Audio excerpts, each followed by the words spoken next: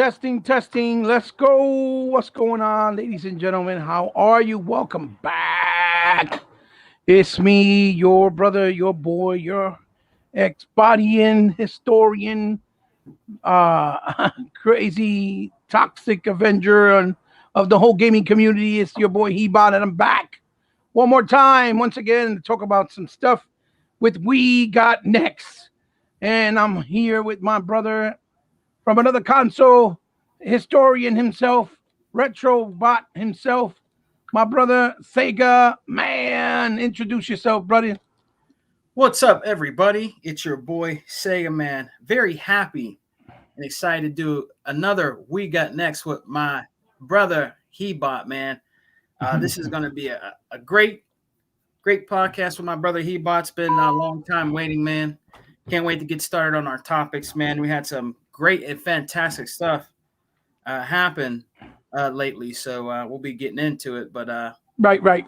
salute to everybody. Salute. Well, I'm glad to have you here again with me by my side, compatriot. I mean, I would love to have E-Rock and Tuck and some other people like Sega Forever and obviously Ricardo Vasquez, aka FaZe.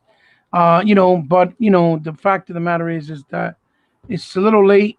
People have lives, scheduling, so we got to do what we can. And my scheduling alone is pretty crazy. So to try to do one of these is so unpredictable, so you know, I can never give a set time date because it's just impossible. But you know that, my lifestyle, you know how it is. Yeah. I'm just glad that we're able to do something, right? At least Yeah. once in a while. So I'm Very glad to excited. be back. This is a late edition of We Got Next. I understand if people are not able to come in, but those of you that do, thank you, and you're very welcome to be here in our home. This is our home. That's why it's called We Got Next, like I've always said. So let's talk some gaming topics, and I have only a couple of things I wanted to really talk about, but I want to start off first with one topic that kind of been rubbing me the wrong way, but I haven't been able to really do a video on it. But there was a PSN executive from the PlayStation Network that's also um, in charge of a couple other branches and divisions within Sony by the name of Jeff. I can't remember his last name at the moment, but his name is Jeff. And for whatever reason, he was on Grinder, I think it was, which is one of those sites where you can talk to people if you're of if you like or are a homosexual or gay or transgender or things of like that, for what I understand. And it's a site that's used for that, which is fine, because there's obviously rules and regulations that you got to abide by. And so the gentleman, for some reason or another, been talking with some guy that was setting him up, that has a YouTube channel that he's had for a while, that basically he sets people up and acts out like he's like a teenager. In this case, he acted like he was a 14-year-old, and at one point he acted like he was a 15-year-old. And the guy was warned during the conversation. It was like 3 in the morning, and he went along with it. So it wasn't a good look, and it kind of showed that he had no boundaries, and meaning that he was a person that is all in for something like, pedophilia, which means having sex with younger kids or a younger human being. Because even if you're a teenager, you're still a younger human being. And I really am of the mindset that something like this is people that are sick in the head, but I don't condone it whatsoever. I think it's disgusting, inappropriate, and should be punished by all means and by the right measures. I also think that there are a lot of people that act as if this is a sickness, even though they may not be sick and they just like it because they're sick bastards and they're just nasty, right? For lack of a better term. And Sega Man, my brother, I don't know if you heard about it. There was an article that came out from IGN saying that they were not reporting on it because of some type of like guidelines, I guess, that IGN has. And because of that, they weren't going to say anything. And for me personally, I think that is kind of unethical, especially that they're supposed to be somewhat of a professional gaming site, and it has to do with the gaming industry because the gaming industry should not allow any of this. This should not be tolerated in any way, shape, or form, and it should be punishable, right? In any way, shape, or form, and I think it's the responsibility of big gaming outlets like an IGN, even though I know that they're very biased in a lot of ways, to report this. So for me, my brother, it's coming off as they don't want to report it, right? Because they're Uh-huh. kind of protecting Sony, or because they oh yeah, thank you for joining us, Ravenger Entertainment. Yeah, it takes two one game of the year like I was hoping it did, and like I said it should have, and I'm so glad that it did. Thank you for joining us, brother. Thank you. Yeah, thanks for coming, brother. Appreciate it. Uh oh, okay. Never mind. I don't know what you mean by him being a fraud and get look, man. It's that's not what we're here for anyway. Oh, So oh, we got a fraud in anyway, there. listen. Yeah, Oh yeah, yeah, man. yeah. So anyway, Oh, listen. So basically, I have a feeling that they were more worried about burning bridges, yeah, right? And it's a shame because that's what they're coming off as, and that's what they look like they're doing. Because I'm almost 100,000% sure that if this had been Microsoft, yeah, they yeah, would not had no problem, right, yeah. with reporting on this.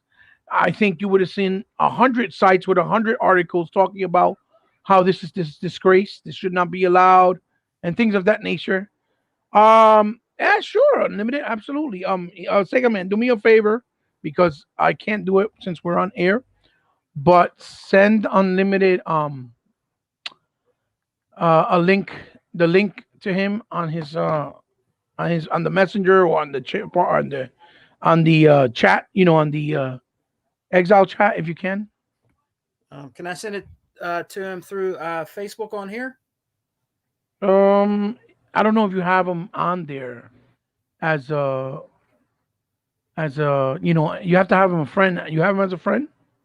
Yeah, on Facebook. Yep. Right, right. So anyway, so real quick, if you can do that for me. So I was like I was saying, so you haven't seen a lot of talk about it. Uh and the people that were talking about it, hey, what's going on, my brother? Thank you for joining us. And then the people that you've seen kind of talk about it, you see that they're kind of adamant about it, or apprehensive, basically. And I think it's coming from the fact that they're just scared of burning bridges with maybe Sony themselves.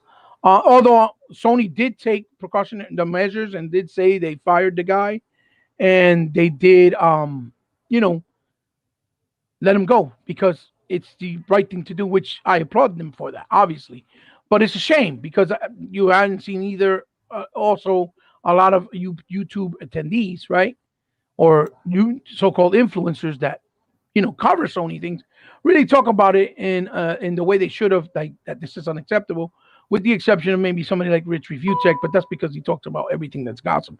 So I don't know if you knew about it, Sega man. I wanted to get your thoughts on it. What do you think, in light of what I'm telling you and what went down? What do you think about it? Personally, man, I Yeah. think. Well, personally, man, I think the guy should be. I think they shouldn't keep it quiet. You know what I Hmm. mean? Because Hmm. that's very creepy.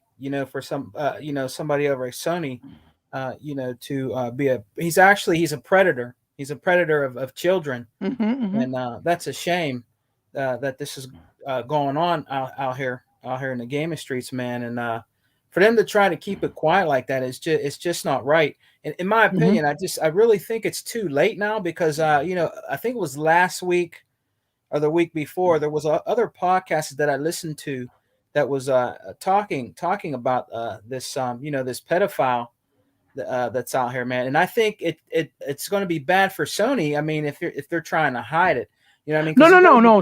Sony, they took actions. They let go of it. They fired the guy. My point is that more, outlets, right? They didn't talk about it, right? It's kind of been swept under the rug, like Mr. 100 said. Even though we got Ravenger Entertainment here trying to act as if not, like everybody's talking about it. That's a lie. It hasn't been everybody. It's only been a selected few. Yeah. And that's my point. My point is that this should have been a big deal because if it had been Microsoft, which in the past there have been some allegations of certain things that have been taken completely overboard, like when they had those girls in the booths dressed up in a certain way, saying that it was unprofessional during one of their shows, and they made a big deal about it. And Yeah. it wasn't even like that, but that's the way they try to make it seem like, oh, they're sexualizing women and all this other stupid shit that they were doing. When they did stuff like that, they made a big deal about it. Everybody was talking about it. And like Mr. 100 said as well, it wasn't the guy's first time either. But I guess it's the first time he actually got caught, right? Yeah. So that's what I'm talking about. As far as like, it wasn't really a lot of rambling, wasn't really a lot of people talking about it, and I thought that was very, uh, uh, that it was very disgusting in the fact that people are trying to kind of, like I said, it seems like it's coming off as they're protecting, right, or trying to protect Sony just for the fact of not burning bridges with them, right? Meaning so that they won't get cut off in the future, probably getting review copies of games or getting in their bad graces and things like that. So that's where I'm coming from. What are your thoughts on if this is to be true, right? Based on their behavior and their practices, what are your thoughts on that? Like, how do you feel about that? Man, I'm a loss of words for it, man. You know what I mean? It's just, I mean, like you said, I probably was late on that. I didn't know I knew they, they probably can't keep somebody around like that. Definitely keep somebody around like that. And you said they automatically fired him, but to be honest with you, he should be like, brought up on, some kind of charges or something. You know what I mean? Right. Well, I'm pretty sure. Sagaman, did you send the thing? Unlimited is asking. Yeah, I'm trying to send it now while we're talking. So yeah, so they did for sure. What you call it? They did for sure. Did something about it, right? He did, like I said, the gentleman got fired, and Sony reacted to it. I'm just like, appalled at the lack of, reporting about it from other sites, right? Like I said, other influencers, other YouTube centric sites that are YouTube, Sony centric, Sony heavy, that always do everything Sony, but they kind of try to, ignore this and make it not a big deal. Like they say, oh, Sony already fired him. It's no big deal. Let's not talk about it. Right. None of the sites will say his name. Didn't say he was a VP from Sony. Got a lot of let it get over it. Playing with little boys and at least trying. Yeah. I know what you're talking about. That's what I mean. 100. That's what I was talking about. And that's something that it should not be allowed because us as gamers, right? Regardless of our preferred platform, if we're saying that we're such representative, right, in the gaming culture or in the gaming community, then we all need to stand by each other and side by side with situations like this. Not when it comes only from somebody like, let's say, Nintendo or Microsoft, but the fact that this is Sony, everybody's trying to protect the darlings of gaming, right, so to speak. Or that's how it's coming off as, right? I think I sent it to him. He bought. I think he. Okay, no problem. Unlimited, I believe he sent it to you on your on the messenger on the chat, Exile chat. So if not Unlimited, what's the name again? Your first name from Facebook, so I can look it up real quick and see if you're there. Just give me the first name. You don't have to give me the second name. Colin. Oh, okay, that's right. I don't know if he has it under that though. So anyway, that's where it's been bothering me, and I kind of wanted to do a video on it, but I didn't get a chance to. And it's been a little while, so it kind of is like, let me talk about it real quick to get all the bad subjects out of the way and to talk about the good stuff because it's gaming podcast. But that's why I wanted to start it with that subject. So it's a shame because, like I said, if Microsoft had been the one doing this from the very beginning, or something like this happened with Microsoft, it would have been all over the place. You would have seen hundreds of outlets reporting it, right? And again, we got places like IGN, like I said, saying, "Oh, we're not going to report on it." I forgot what it was. What they said. Um, I think it was. I'm trying to remember. Because of some shit, some like I said, some type of guidelines that doesn't allow them to do it. And if they did, they couldn't mention names, even though his name was already out there. Like I said, his name was Jeff something. I forgot the last name. 100. If you know his last name, let me know. Remind me because I forgot. Um.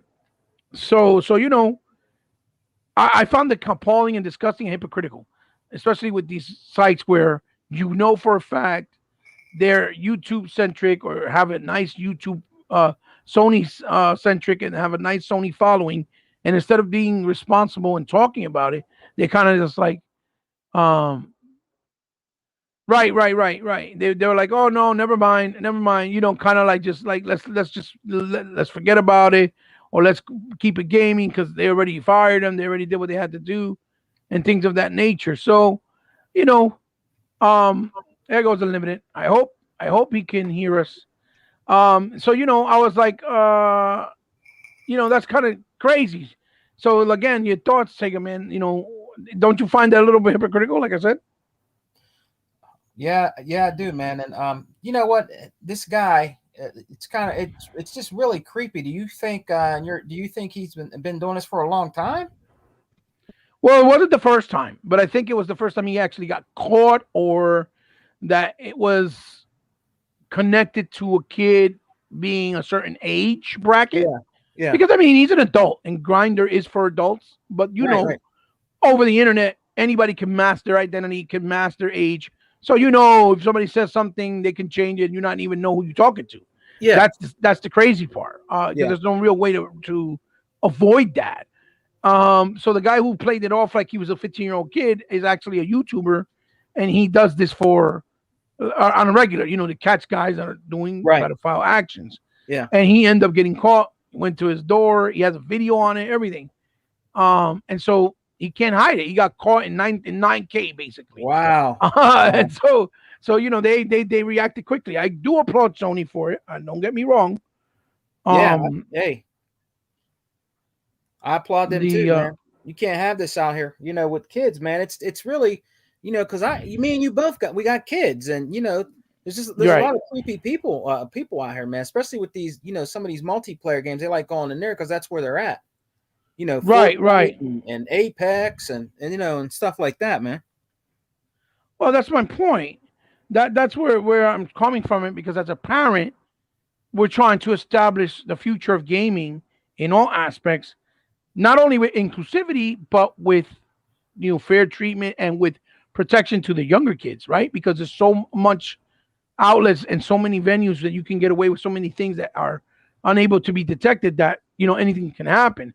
So that's why I'm like, why aren't more people talking about it? Because if it should be talked about, and especially Oh yeah. that this is not cool, right? But it comes off, like I said, as if they're protecting Sony so that they don't burn their bridges, because they're more concerned about Sony not being there and giving them a free copy of a game, or inviting them to an event, so to speak. And if that's the case, that's very sad and disgusting Very, for very all sad. those, for all the people who are doing this and not reporting it, because they're more worried about what connections they have with Sony. So Unlimited, thank you and welcome. Thank you for stopping by.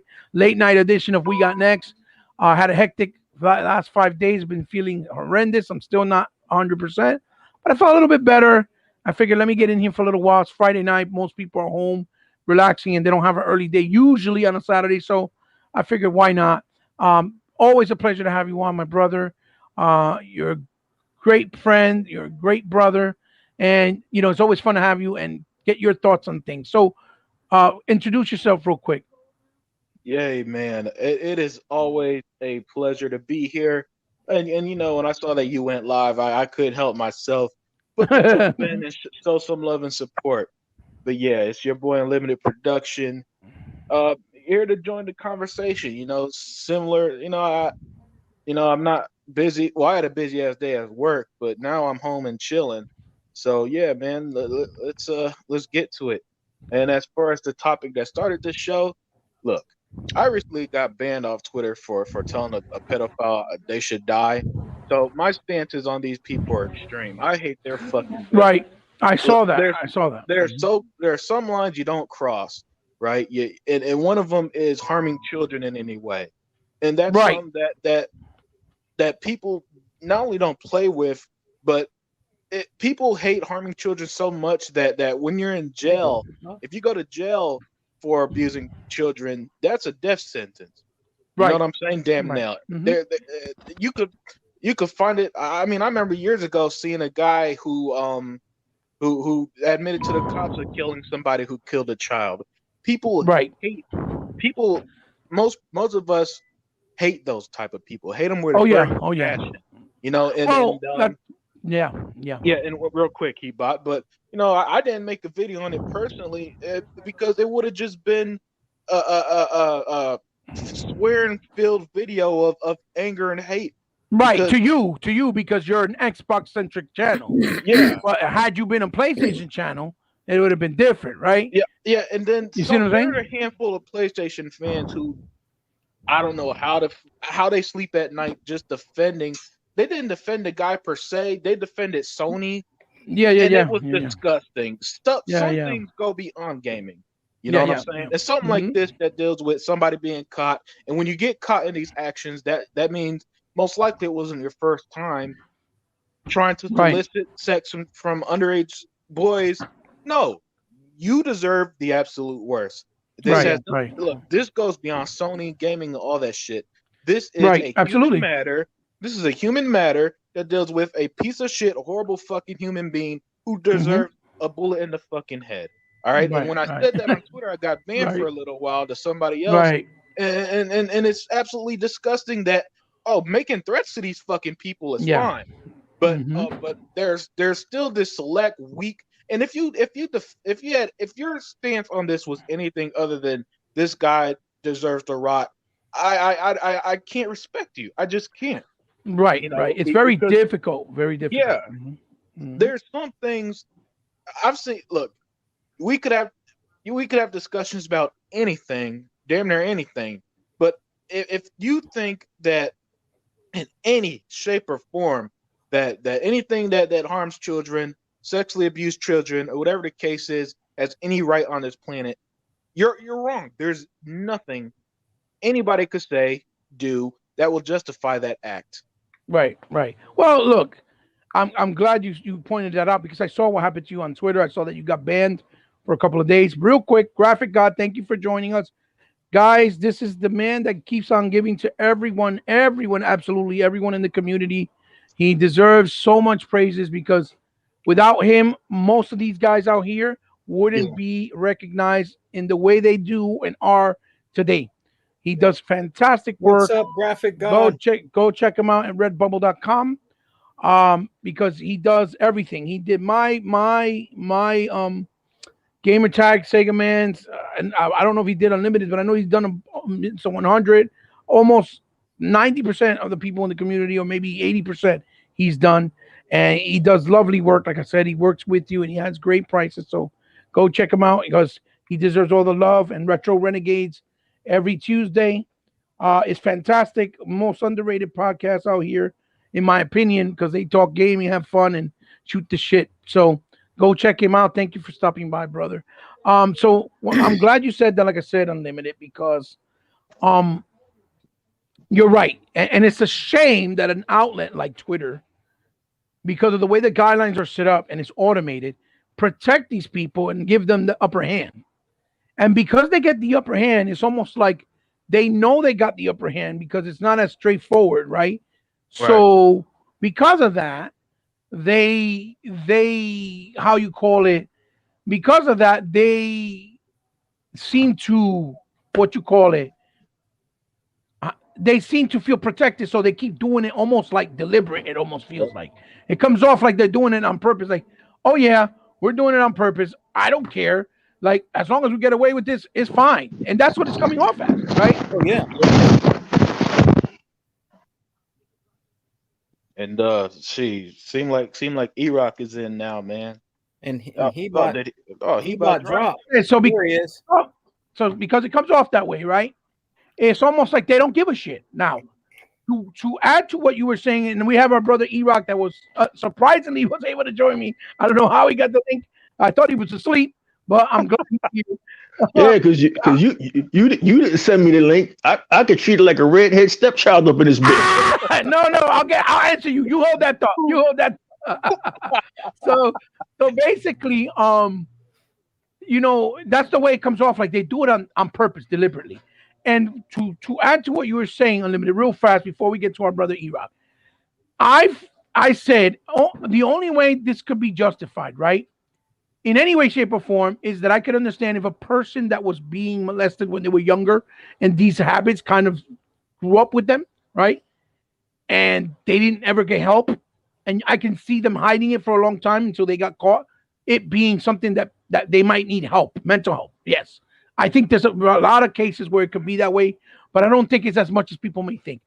I think most of those cases that you see men doing things like this, it's because, it's because these men are sick. They're just nasty. They're dirty and they don't care. You see what I'm saying? And that's really what I feel. It's not that most of them is because of that, even though they try to act like it's not, because they know they can get away with it, right? And that's what I'm coming from. And that's not something that can be tolerated, that should not be tolerated, and should be called out by everyone. It doesn't matter what country you like. This has nothing to do with gaming. Like you said, this goes way beyond gaming. And I feel like a lot of these people that are Sony centric, especially these sites like IGN, they even came out and said something because of a stupid guideline, which I think is dog shit. I think it's bull crap. Are not saying enough. There's a few people saying, but not enough. Had this been Microsoft, like I said, it would have been forget it, a field day. And that's what I'm talking about from that point of view. That the hypocrisy is always there, and it seems like they're more worried about burning bridges to be connected still with Sony, other than doing the right thing for the community and for gaming as a whole and for the future of it. You see what I'm saying? Yeah. So that's what I'm trying to say. Now, our brother E-Rock is here, the meanest man everywhere, whether it's Twitter, whether it's Instagram, doesn't matter. If he's there, watch out, because he'll put a whooping on you just with words, okay? But he has a big heart, and he's the one of the kindest person and great person that you'll ever meet. Even though you may not think so. And he's very proud to say he's my brother and a good friend. And I'm pleasantly surprised that he's here. And my brother E-Rock, the reason why I didn't send you the link is I thought you were probably sleeping on your third sleep already, because I know you wake up early. So please don't take it personal. It was not like that. But introduce yourself, my brother. Real quick before E-Rock goes. E-Rock texted me this morning at like 6 in the morning, man. Right. It's that Matrix. That Matrix had him crazy. I really got mad for work when you hit me up, man. Oh man, yeah, that motherfucking Matrix demo, that shit is that's on wow. another level. We'll talk about it, E-Rock. We'll talk. Yeah, about but so yeah, what are your man. thoughts on that, E-Rock? That these outlets are not talking more about the situation. They're kind of putting it under the rug, and yet the people that are talking about it, they almost seem like they're like kind of holding back and being adamant and not really going all in because they're afraid that they're going to get X'd by Sony. You know what I'm trying to say? That's how it looks. I'm not saying that's what it is, but that's how it's looking. That's how it's coming off as. And I have a feeling some is because of that. You see what I'm saying? So what are your thoughts on that, E-Rock? About this foul play and this bullshit shenanigans that's going on right now? Oh, you're talking about the Jeff guy that got caught on Grindr with the pedophilia action. Yeah, the Sony executive who thought he was Kmart and had boys' underwear half off. It's I mean, it's a fucked up situation anytime that happens. But like, I was listening to what you were saying just now. Like, I know y'all get tired of us beating this drum, but it's true. It's true. It's like, I mean, all across the board in all kinds of entertainment, I've always seen these double standards. And these double standards is basically held up by these dudes, these writers, these gaming journalists, these so-called entertainment journalists. They're all fanboys. See, when the fanboys took over journalism, that's when shit went the fuck downhill. because the fanboys, and we're all fanboys. I'm an Xbox fanboy. I'm a DC fanboy. But if DC do something shady, like the way they treating my boy Henry Cavill, I'm gonna call him the fuck out on it. Yo, y'all dickheads for not bringing back Henry Cavill. Well, call out Sony on this shit because, like Hebot just said, like not even 4 minutes ago, had it had been Microsoft, this shit would have been on CNN. This shit would have been on Ain't We Got News. This shit would have been on NNN, Nigga News Network. This shit would have been everywhere. This shit would have been everywhere. But it's Sony, so we're not even going IGN. We're not even going to talk about this shit. We're not even going to talk about this shit because we gotta protect the brand. We gotta protect the brand whose stock was downgraded to junk 3 years ago. We got to protect the brand who's on their last leg, and all they got propping them up is PlayStation. What? I would never understand this fucking loyalty, unlimited Sega man Hebot to save my life. I would never understand this shit. Back in 2000, y'all motherfuckers in the media just let Sega die. Y'all ain't even give a shit. Y'all just let Sega die. Y'all let Atari die. Y'all let motherfucking y'all let all these companies die. But Sony somehow we gotta keep them afloat. Why, man? Let no matter what. Let history take this fucking course as it's supposed to. Y'all not doing anybody any favors by keeping these motherfuckers afloat. Y'all not doing anybody any favors by not calling this news out. This is major fucking news. Like the Bobby Kotick shit. I know Bobby Kotick and them over there at Activision like, good looking out, Sony. Man, they can get off our asses for a few weeks about having rapists and threatening people, and you know what I mean. I drowned the bitch in fucking the lake last week. Yo, good looking out. But like, ain't nobody reporting this shit. I haven't seen Kotaku. I haven't seen any of the usual suspects talking about this, and I'm like, wow, is this what's really going on? But it's how it is, man. It's how it is. I think it's some shady shit. I think that everybody in the gaming media should be talking about this, and they should be, if they haven't already, my apologies, but they should be asking the people in charge of Sony, like, yo, what y'all gonna do about this? Are you firing the dude? Is the dude going to jail? Is he being taken in front of a firing squad? What y'all doing about this? Because again, had it been Microsoft, this would have been major fucking news. This would have been the Sony ponies would have been calling for the disbanding of the brand or some shit. You know how they do. Well, absolutely. This is lopsided shit. Beyond. A lot of this stuff is fake. A lot in the fake in the sense that these sites they pick and choose. For example, just a few days ago, Jeff Keighley in the Game Awards didn't take a hard stance on Bobby Kotick and Activision. Wow.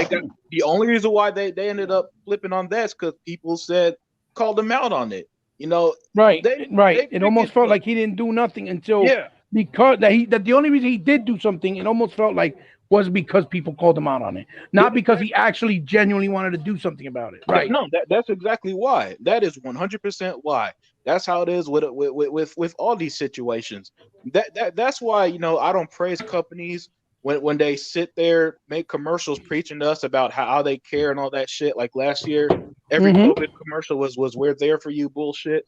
Because when you like me and you see the bullshit, you just know when it's fake and when to call it out.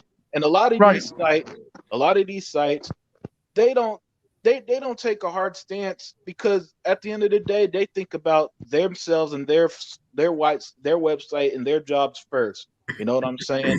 And in the same way that Jeff Keighley didn't give a shit about Activision until people pushed back. People aren't as vocal as they should have been. Look, there's no reason these big ass sites with million subscribers, like IGN got like 10 million subscribers on their YouTube channel. They got a bigger platform than we'd ever have. Absolutely. There's no reason. Absolutely. There's no reason they should have some corny excuse. Well, unlimited. Why they the fact that they're saying, "Oh, we have guidelines, so we can't report on it," and they some bullshit. That sounds like horse shit. Because this is about the protection of all gamers, especially young gamers. And there's millions of children that play games. So you can't tell me that that this has nothing to do, that you can't put your stupid guidelines to the side and make this about principle of protecting the younger gamers that are coming up. You see what I'm saying? But IGN could make articles on like on that Gamergate shit from a few years ago and all this other stuff, but they crossed the line at this. Something doesn't sit right with me. It just doesn't sit right. Right, absolutely. Well, look, it's a great topic. I think it should be deep dived in way more. But we have some other great stuff to talk about. This is a gaming site. And hey, Daka Vaka, hey, what's up, brother? Thank you for stopping by. Radiant 96, thank you for stopping by. Channel, thank you for stopping by. All you guys, thank you so much for coming here. Because you guys, make it all possible and make it all worth the time. So again, Halo's out. It launched. It's finally available. I haven't had the astute privilege to play it. I've just been sick and been so caught up. So I want to get your point of view, because I know you guys, most of you got to play it, at least the panel here. Let me know your thoughts. Let me know what you like, what you don't like, real quick, as much as you can, to make it not too long, so we can get into the VGA and the announcements of a lot of games, even though a lot of you don't care about the VGA, but we like those big announcements that are worth the time. So we'll talk about that. So I'll start with you, E-Rock, since I know you're pretty straight into the point, and I know you're probably gonna have to leave before everybody else. But what do you think? Did you try out Halo Infinite? How is it so far? Let your brother Ebot know how you're feeling, because I haven't had the chance yet to play it. Yeah, I finally got on it today because it was some kind of weird fuckery with or maybe I just didn't read the instructions, but a lot of us had to wait for that motherfucker to unlock Wednesday. So I actually didn't get to play it till like today. Actually, it probably unlocked for me Thursday. It was just weird. Usually how you buy Forza and the Forza say we dropping December 18th. That's when the fucker drops. Yes. No, man, niggas had to wait. If you was in Canada, you had to wait till 2 o'clock in the morning. If you was in Philly, if you was in Philly, that shit wouldn't drop until 5:45 after everybody got their welfare checks. Shit was stupid. But anyway, I know why. It was because the disc itself, right? From what I heard, didn't have all the information in the disc. Like the whole thing wasn't in the disc. Okay. And you needed an online authentication. But I think it was deliberately done so that dickheads that don't care and that like to be nasty wouldn't spoil the game. Okay. That's my idea. Okay. So Microsoft played it off and did it that way because it's their biggest game of the holiday. We all know this. So I have a funny feeling, because those Sony ponies, just to ruin it, they'll be like, screw, fuck you, Xbox. Take that, and they would have ruined it because they already addressed it, I believe, and said, "Oh, we're sorry, we're going to fix it," because supposedly the disc only had like 20% or 20 gigs of the game, and it's missing like another 70 or 50 gigs. And I have a feeling, this is just my assumption based on what goes on in the gaming industry, and in the public, that they were just trying to protect any spoilers. Because remember, everybody that get the early copy, they're all under NDA. If any of them opens their mouth, they're screwed. You see what I'm trying to say? So I feel that's what happened. But I understand. That's just funny as hell. You felt like you had to stand on a welfare line just to get permission to play the game. But yeah, so go ahead, E-Rock. What are you thinking about the game so far? So far I'm digging it. I'm not a Halo dude. I'm a Gears of War dude. Like Halo lost me. Like for me, the biggest Halo launch was Halo 3 back in 2007. So I really didn't get into Halo 4 with the Proclaimers or whatever the fuck. I really wasn't into Halo Guardians. I know that was 100 shit. I just couldn't. It was just too much Halo. Fucking Halo ODST, Halo Reach. I was just done with it. I appreciated it, but I was just done with it. Right. This, to all of you that's listening on Hebot's channel and for all of you in the panel, this is something different.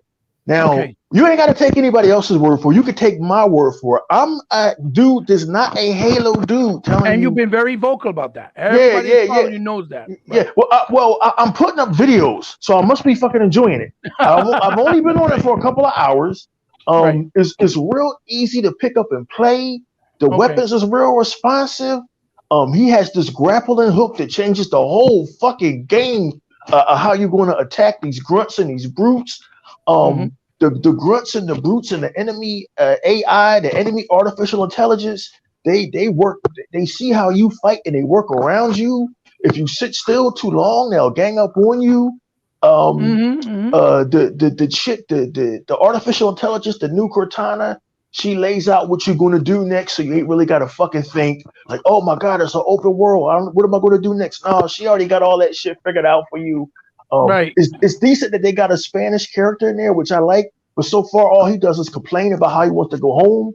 And Master Chief is like, no, dude, we got shit to do here. The graphics are really, really crisp and clear. And clean. Unlike these other shooters, you can actually see what the fuck you're doing. You got clear line of sight. You got clear line of trees off into the distance, far away. In the first section, you start out on the ship. Metal, unlimited production looks like metal. Yeah. Right. I know that sounds stupid. We see metal. No. Metal looks like fucking metal. Chrome looks like chrome. The weapons look better. The textures on the grunts have changed. The textures on the brutes have changed.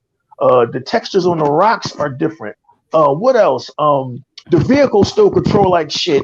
I still can't drive the Warthog or the bike for shit because you got to use one thumbstick to go forward and one thumbstick to go right. I never liked that shit. But you can fuck around with the toggle the controls in the fucking in the menu. But it's a really, really crisp game, really sharp textures, like up close, just like you can see dents and dings on Master Chief's armor. The planet that he's on, everything is crisp and clear. Yes, King Thrash, there is grass blowing around. In case you Sony fans, because I know how y'all sticklers for grass blowing the fuck around. This quickly became an AA meeting.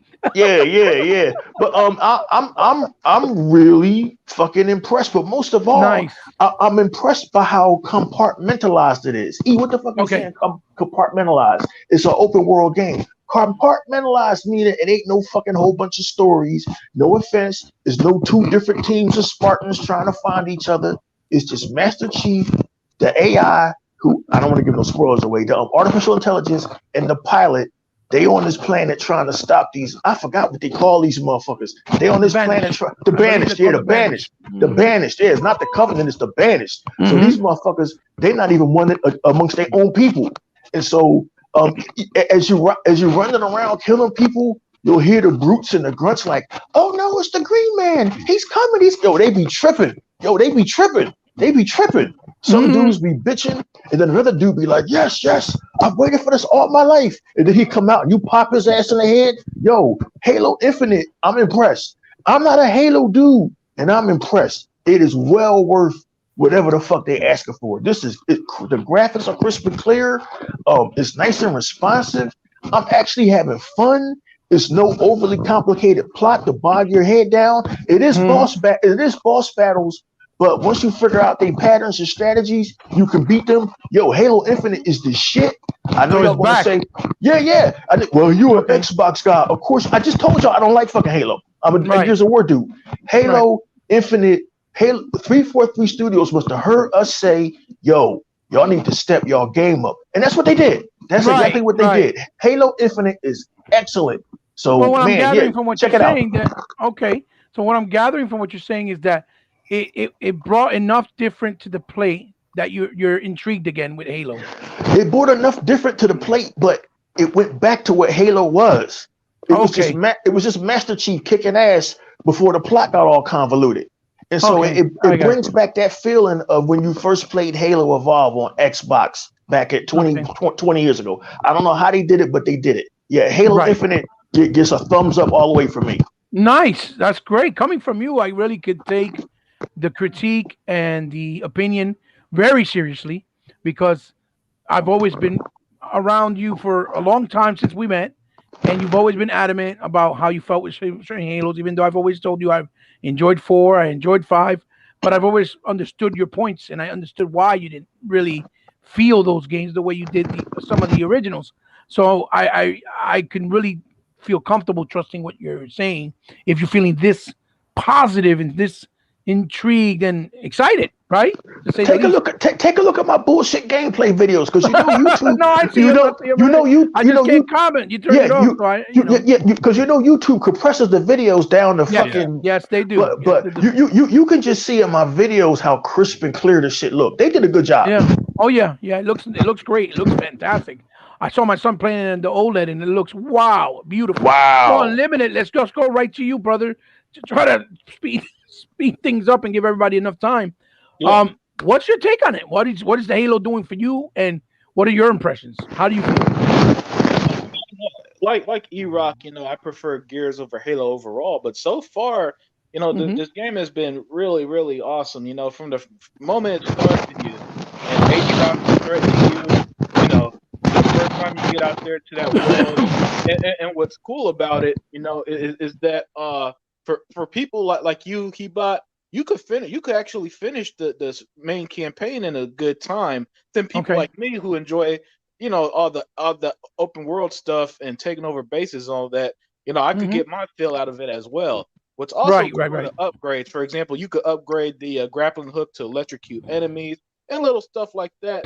That adds that extra oomph to the gameplay. So Okay. far, yeah, it's a really awesome game. I'm really digging it.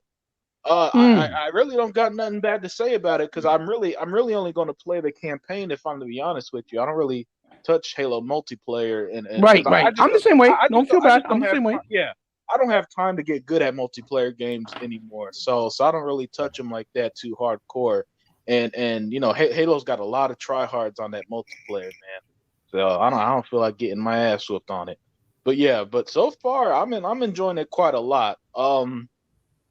If I'm to be honest though, it's not my favorite game of the year I've played so far, and I've played a lot of great games, I feel, but it's up there.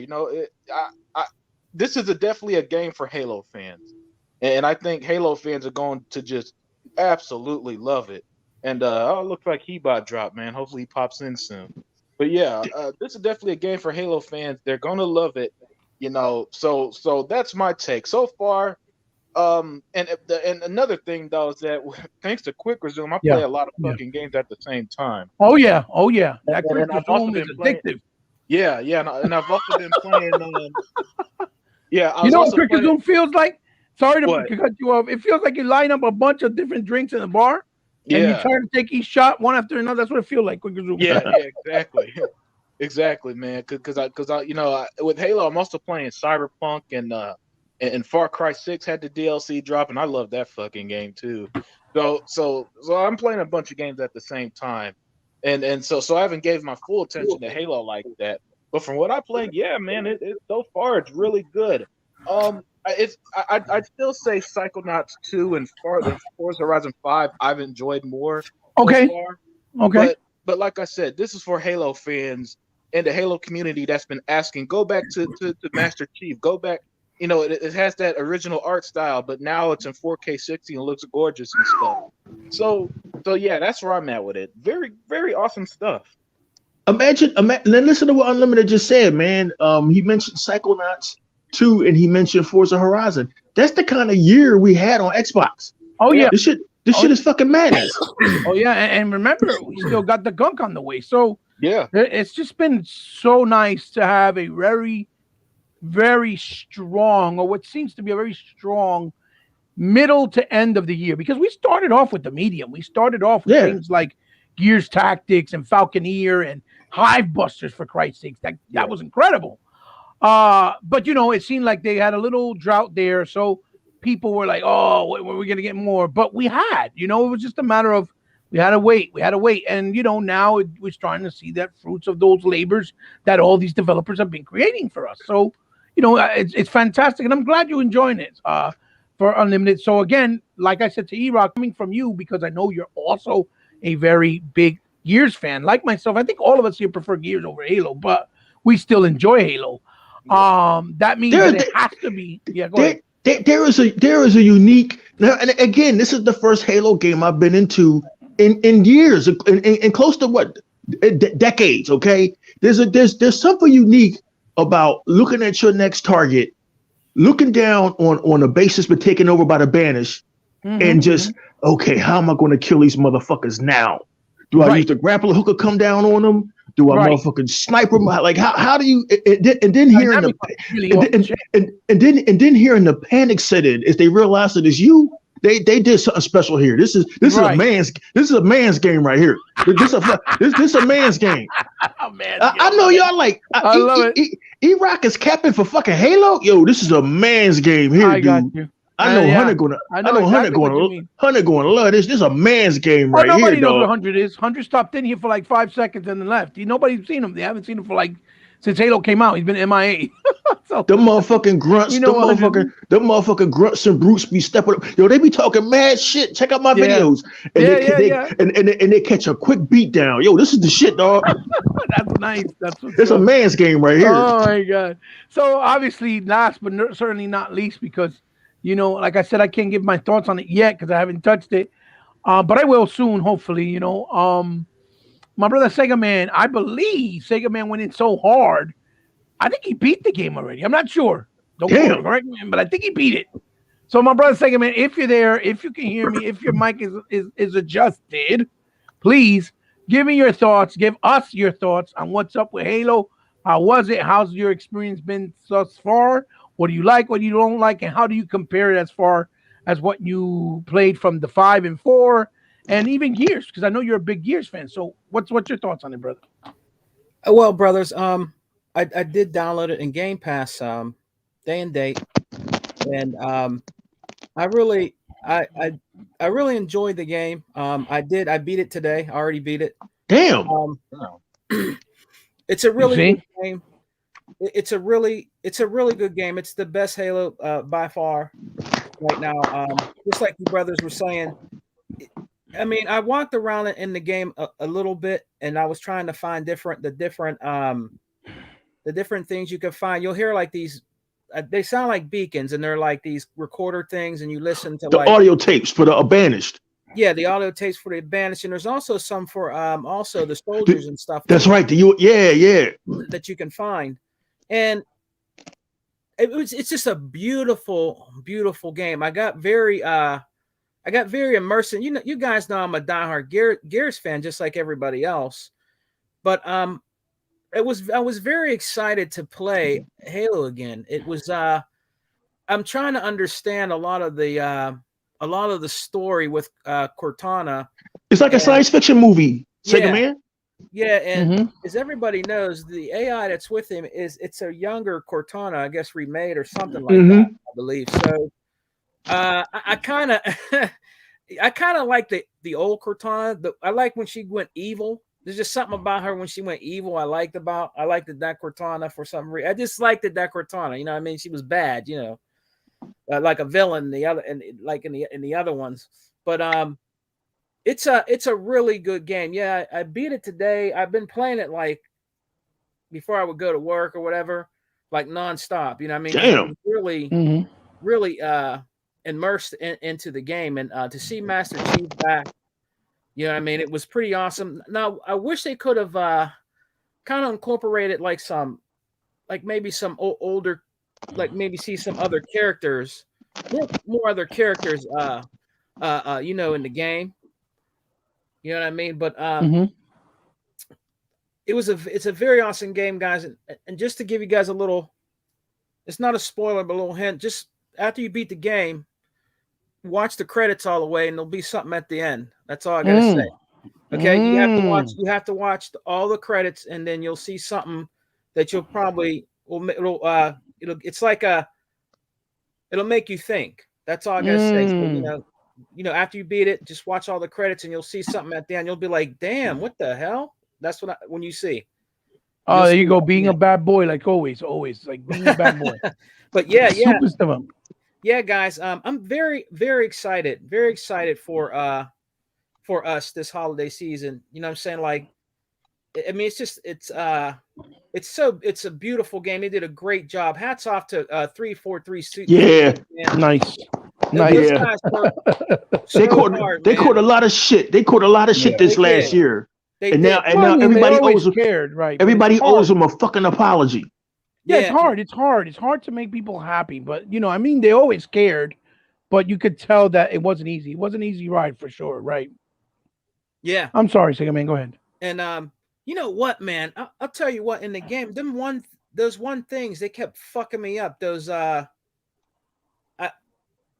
more brutal. Those guard things they kept fucking me up. Those you have to shoot them in the back and shit to kill them. What are the name of those the big dudes you talking about with the spikes coming out? You mean you further along than me? Yeah, they were. There's ones that they have a green. You know, remember the old ones where they had the green like lasers that would shoot at you? Yeah, you got to shoot them in the back. Yeah, I forget their names. I know exactly what you're talking about. Yes. Yeah, there's some fucking. They're like big and hulky. They're like Incredible Hulk style.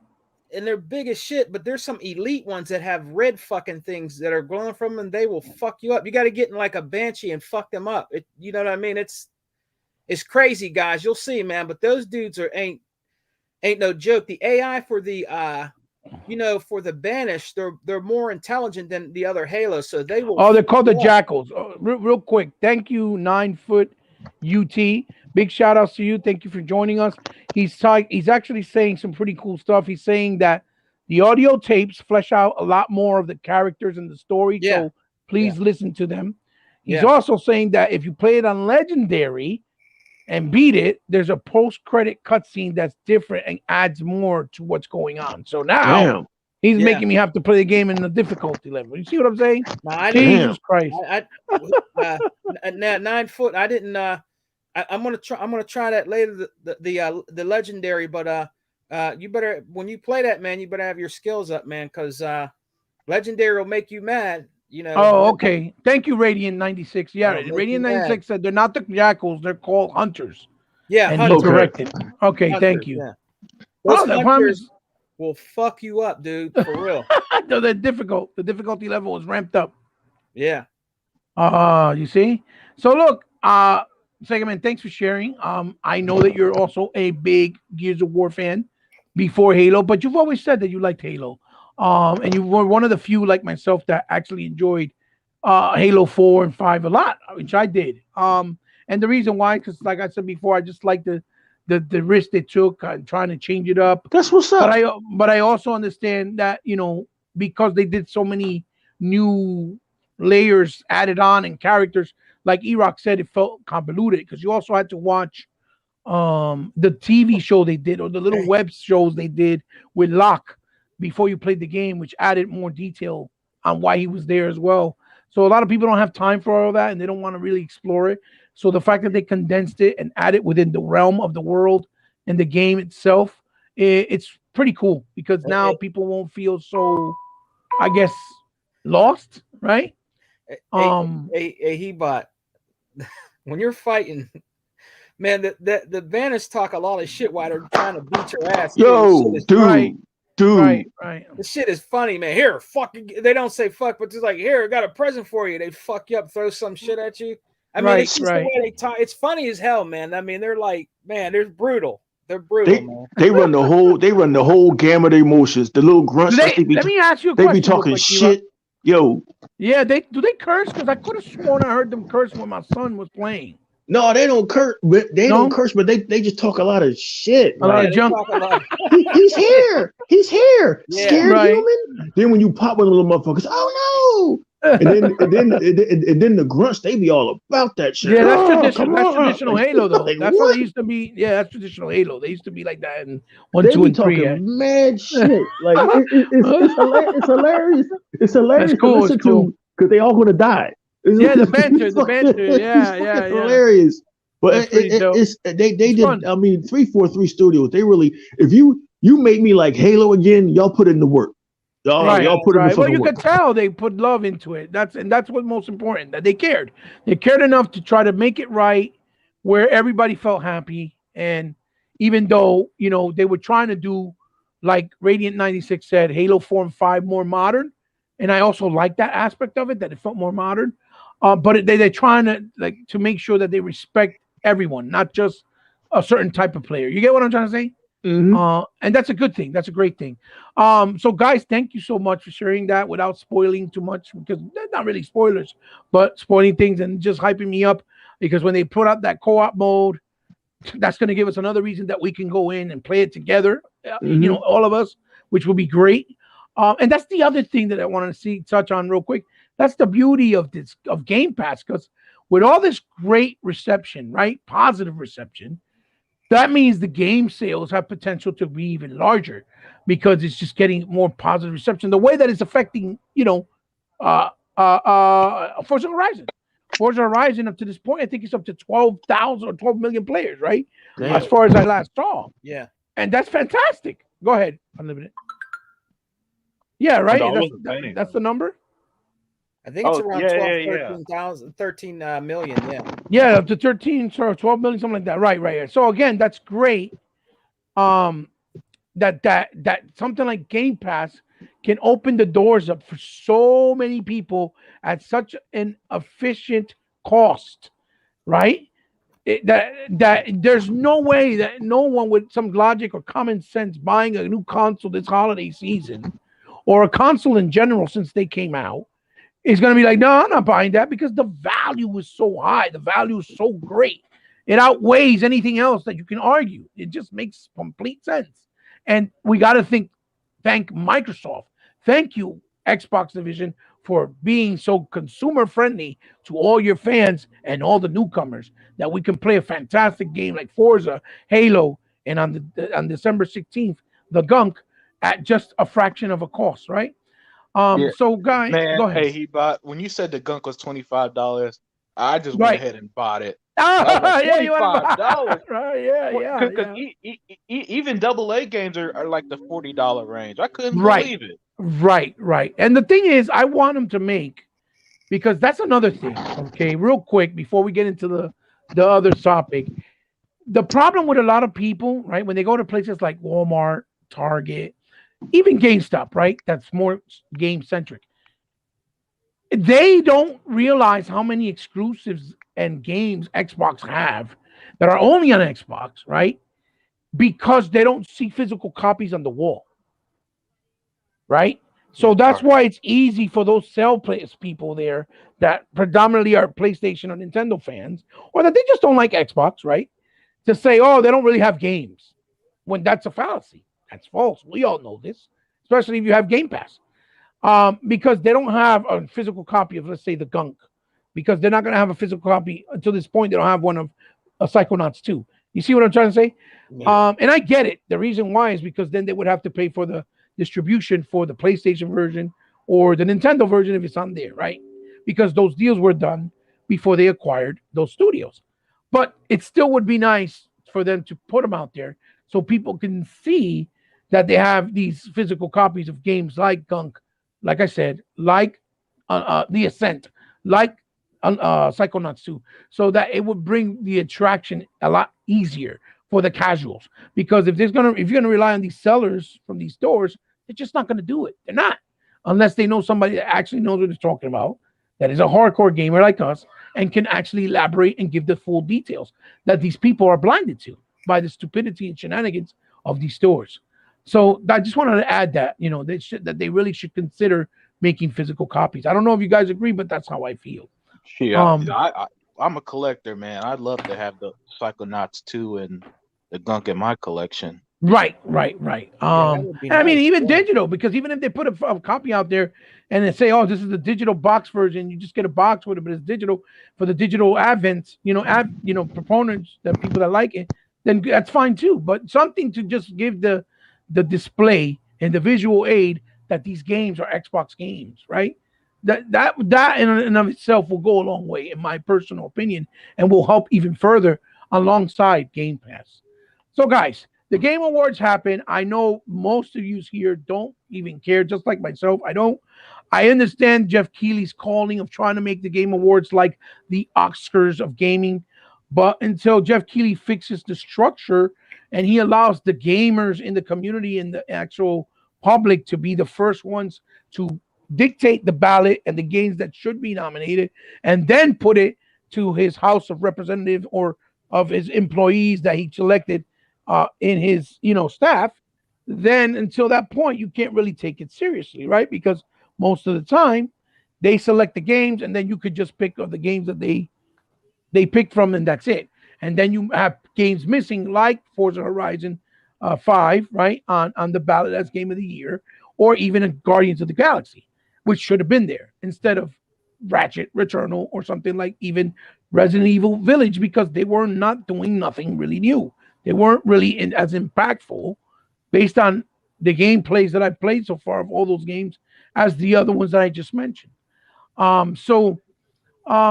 They happen, but what I do like about the awards is this man, for some reason, is getting the pull, and maybe it's because not too many people are doing stuff of getting big announcements, big surprises, and big gameplay reveals with actual gameplay being shown on his stage.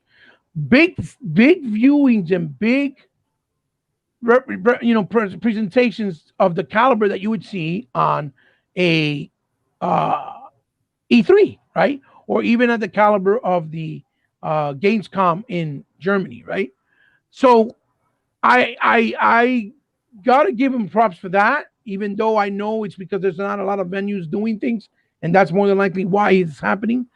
But of course, most of the awards, got the bias valid award, got the bias votes because most of his following and audience is, PlayStation centric or Nintendo centric. So then they see those games from Nintendo or PlayStation on there, they're going to pick those games before they would an Xbox game. So that's a given. We all know that. But they showed some incredible new games, and they had a collaboration also, which we'll talk last about that.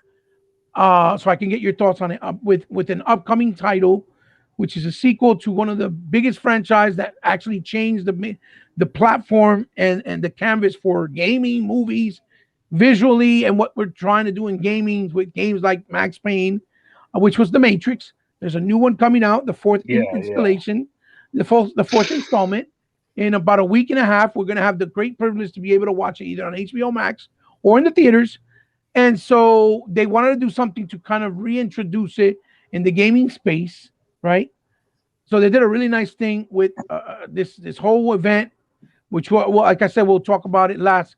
But I want to get your guys' thoughts one by one of what were the games from the surprises that they showed the announcement, not necessarily the awards that were won, but from the games they showed and the announcements and the surprises that you guys were surprised, that you guys were ecstatic to see, that you were happy, that really catched your eye and that you're excited about, and that you can't wait to play and see on Xbox on the most powerful console next year.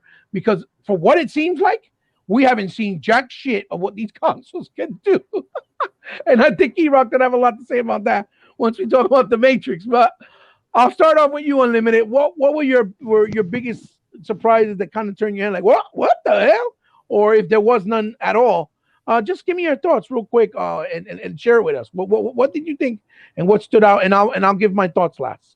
Well, all right. So before I get to that big one, the two that really stood out to me as a DC fan, the Suicide Squad gameplay and the announcement of Wonder Woman. Now let me say this. As a DC fan, E-Rock, how many times on the DC podcast has I said, DC, give us something other than Batman? A million times. Yeah, a million times. So when I saw that Wonder Woman announcement, when I saw that Wonder Woman trailer, I sent it to E-Rock that night, and I was like, a Wonder Woman trailer?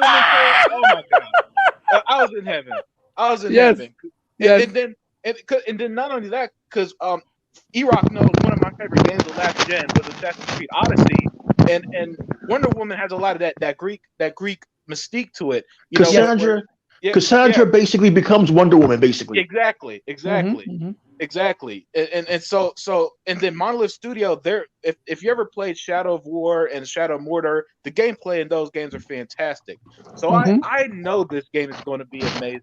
And oh man, that one just that was heaven for me, because I was imagining. And not only that opened up something. Look, that opened up something that I've been asking for, a Superman game.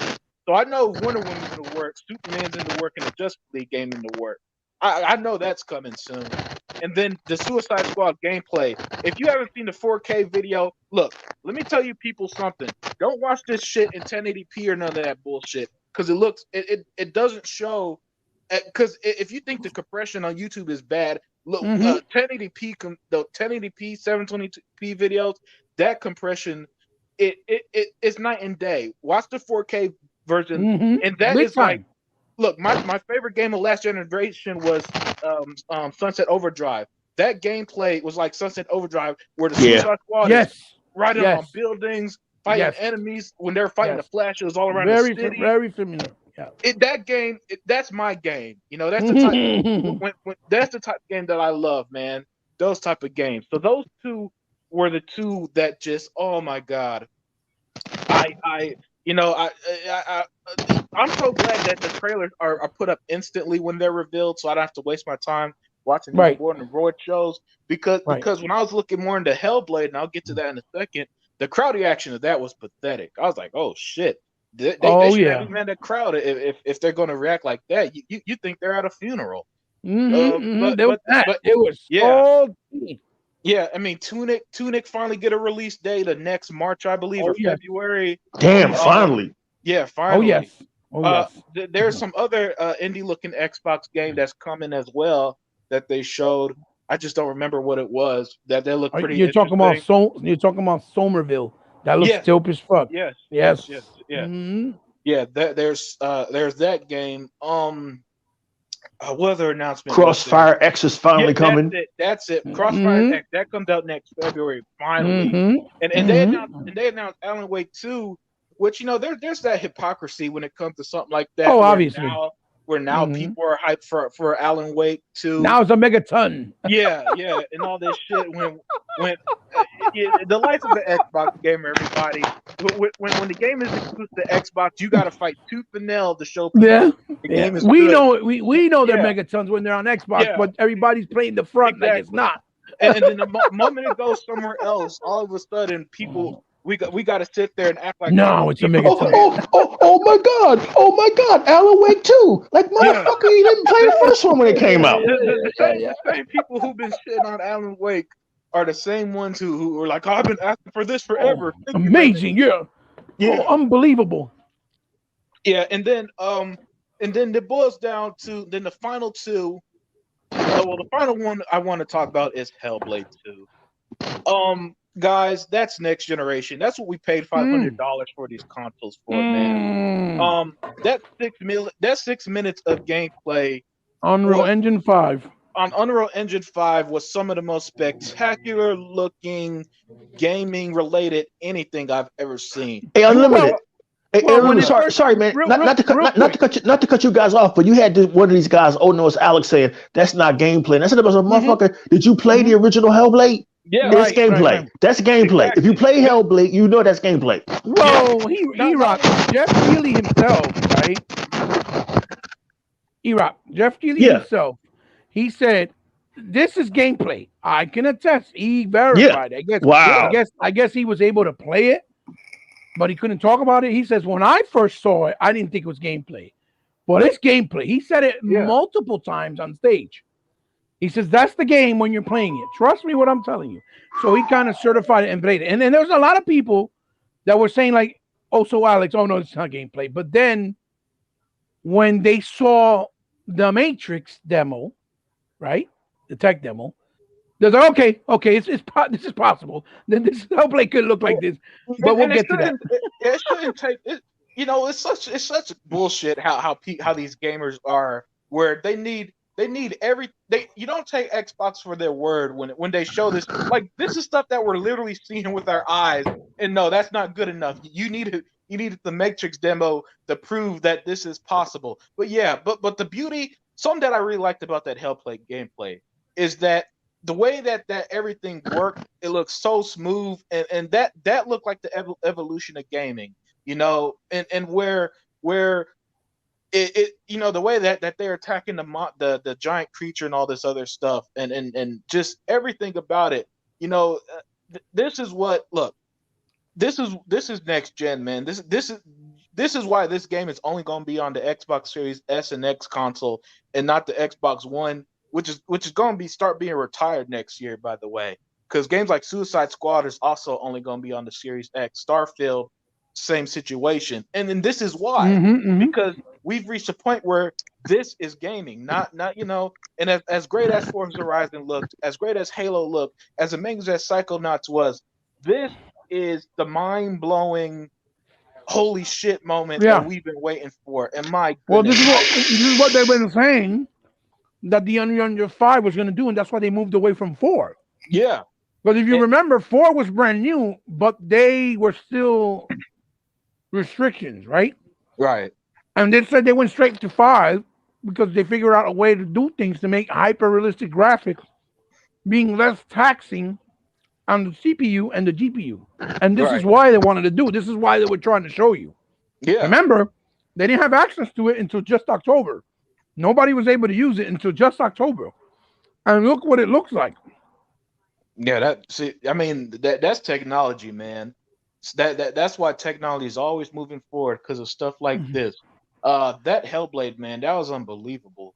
That was fantastic. When you saw a game that makes you look and make you feel, because when you saw the Hellblade, the first thing you made you feel was like, damn, what we playing right now looks like a 360 game. Yeah. In comparison. Yeah. You see what I'm saying?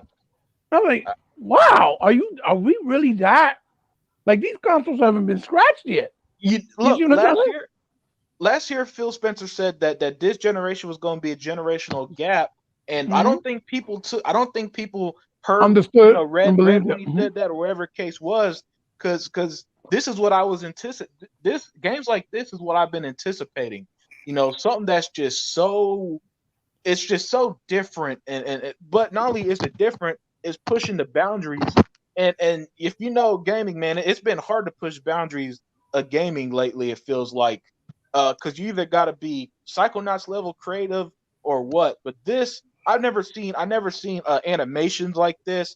I've never seen fluidity like this. I've never seen gameplay that just, what I've always wanted is like, I like that you can't tell the difference between gameplay and cutscenes. It's just excellent stuff. And Senua is a great protagonist. This game has everything, being just the ultimate game there is, man. Nothing but praise on that. It looks super exciting. Yeah. A lot to be excited about. Absolutely. Yeah, that was the number one highlight of everything. And I wouldn't be able to sit through 3 hours of this bullshit award show. But man, keep these trailers and gameplay coming, because I loved it. And now I can't. This just makes it hard to wait, though, because I don't know if it's coming out next year or 2023, whenever it's ready. But look at it, man. I'm watching it right now as I'm saying this, and it's just, it's mind-boggling. Especially if you watch the 4K version, it's mind-boggling. Yeah, it is, man. This is next gen, man. This is what Xbox was promising. This is why we're Team Xbox. This is everything we wanted. It feels like in the right home, because it's the home where it likes to make and push things forward. You know what? Colin Moriarty. This is why they bought Ninja Theory, you bitch.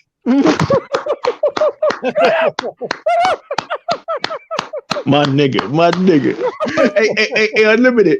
All the haters of Xbox buying Ninja Theory and Ninja Theory isn't as great of a buy as Insomniac. All the motherfuckers yesterday when they saw Hellblade 2 was like, oh. they tried to compare it to Horizon. Listen, E-Rock. I still had. Listen, guys, I still had somebody the other day. Good bitch, kid you not.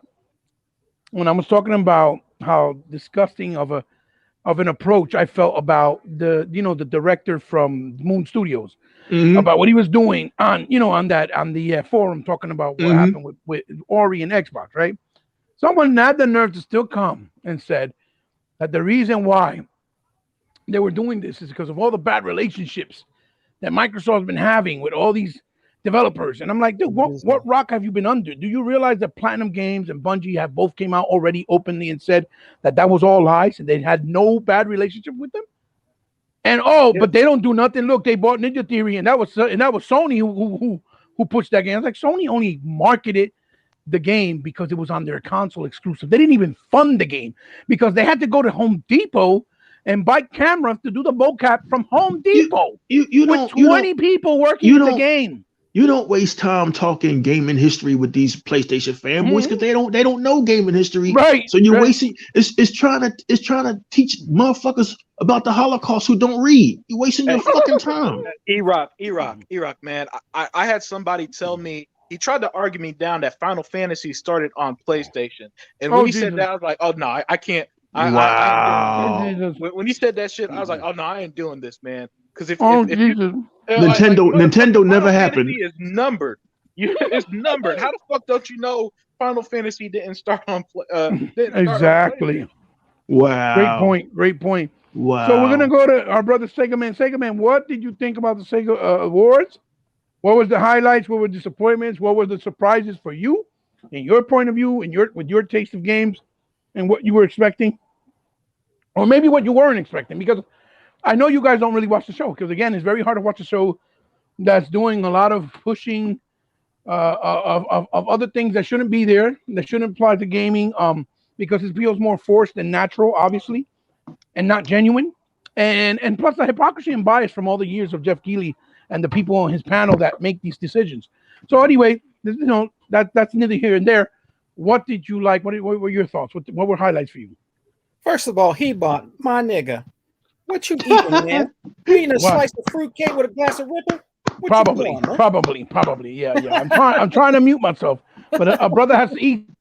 Hey, man, I agree with a lot of what Unlimited said, because I didn't watch the awards. You know why I didn't watch the awards, and plus, I was working. But I did go back and watch the videos. He was like, man, you need to go watch the videos. They showed a lot of nice, game trailers on there. And I was very impressed, also with Hellblade 2. Very, very impressed with, the way Unreal Engine 5 is doing things, man. That is definitely next level, next gen, tech in there, man. It was amazing to watch that, what was it? That giant like crawling, and they were trying to burn him up and shit. Yeah. That shit was breathtaking. That shit was crazy, dude. To see that, bro, that blew my mind. I was like, man, I cannot wait. I'm actually going to buy that. I'm actually going to buy Hellblade 2. And man, you don't know, man, E-Rock. That was, it was just amazing. I was trying to look. I like to look. When I watch videos like that, right? Like, because when I watch videos, like, I like to look at like the details in the faces and the stuff like that, especially with the giant, because that shit looks so. Sega Man. Everybody here knows that I'm a huge mark for Ubisoft. I know everybody hate Ubisoft, but they can kiss my ass. I have said that the last 3 Assassin's Creed trilogy and Phoenix Rising are some of the finest games out there. Assassin's Creed Valhalla has some of the best lighting and graphics I've ever seen. Sega Man. Assassin's Creed Valhalla, one of the most beautiful games I've ever seen. And Horizon Zero West look like a video game. Okay, this Unreal Engine 5 shit, Hellblade: Senua's Saga, looks like a fucking movie. And isn't that what y'all love, PlayStation fans? Yeah. Hellblade 2 looks like a movie, and Assassin's Creed Valhalla and Horizon Zero West look like video games. Yeah. That's all I'm gonna say. And I'm gonna let Sega Man get back to what he's saying. This Unreal Engine 5, I wasn't expecting this shit to look like this. This is some generational shit, like Phil Spencer said. Sorry, Sega Man. That's all right, brother. That's all right. I appreciate what you're saying, man. And it literally looks like, check this out, real quick. It literally looks like we're directors inside a movie, actually dictating the movie scene by scene. Yeah, that's what it looks like. Gameplay, except with actual gameplay, and not that Quantum Dreams bullshit where you slowly walk around and press A and watch everything. Thank you for that, Unlimited. Thank you for differentiating bullshit from gameplay. Listen, thank you. Absolutely. And Jay Dizzle, thank you for absolutely. Jay Dizzle saying, fellas, we have people that saying that Hellblade 2 doesn't look as good as Horizon Zero Dawn Forbidden West. What the fuck? What? Look, that's why you don't entertain. That's why you don't entertain everybody who says Their ass stupid is shit. itchy. They're fucking crazy. They're crazy, man. They're crazy This, as hell. I can't. This is why Their news ass hurt. this is why news anchors at CBS said you never interview kids or dudes that drink Ripple. You don't interview these dudes, man. You Oh, go ahead, Sega man. Finish up because oh my god, this is gonna turn into a hoop. Go ahead. Hey man, that was good. Space Marines. That's another great game. Oh my Jesus, 360. Space Marines. 2. That looked really good too. That looked like an awesome game to get into. Also, man, that was another good one. And what's the other one I watched? Oh yeah, the one with the what is it he bought? The one with the, I think it's the Cowboys. Oh yes, you're talking about Oh, Evil West. Hell, Evil West, yeah, Evil West. It looks dope. It's Yeah, like that Gears of War meets Wild Wild West. yeah. With the demons. Yes, it looks dope. Yes, absolutely. That was a surprise little, game that came out of nowhere as well. Mhm. That looked good too, and also a Plague's Tale too. That also looked. Oh, very good. Man. Innocent look serious too. How do we Yes. forget that? My nigga Sega man, how do we forget that? Day and date on Game Pass. Oh yeah. That looked awesome. And can the brothers agree on the panel that with the Unreal Engine 5 being showed off, we also got to give about the new engine too, the the Slip Space engine. That looked Oh really yeah. good too. Oh yeah. With Halo, right? Yeah, with Halo, and I can't wait to see what else will come out on that engine, man, because Slip Space. Mm-hmm. it proved itself with Halo 5. So I think that's going to be also another big contender of an engine is Slip Space, man. I can't wait to see what is going to be developed more on that engine also. Right. It does look nice, and it is very invigorating to think what they can do with the space engine, especially with the character models. When you see their eyes, the way they look, it looks so lifelike. Yeah, I agree. I agree with you. I agree. So, Sega Man, thank you for those thoughts. They'll go right on to obviously not nobody that needs no introduction, but our brother E-Rock.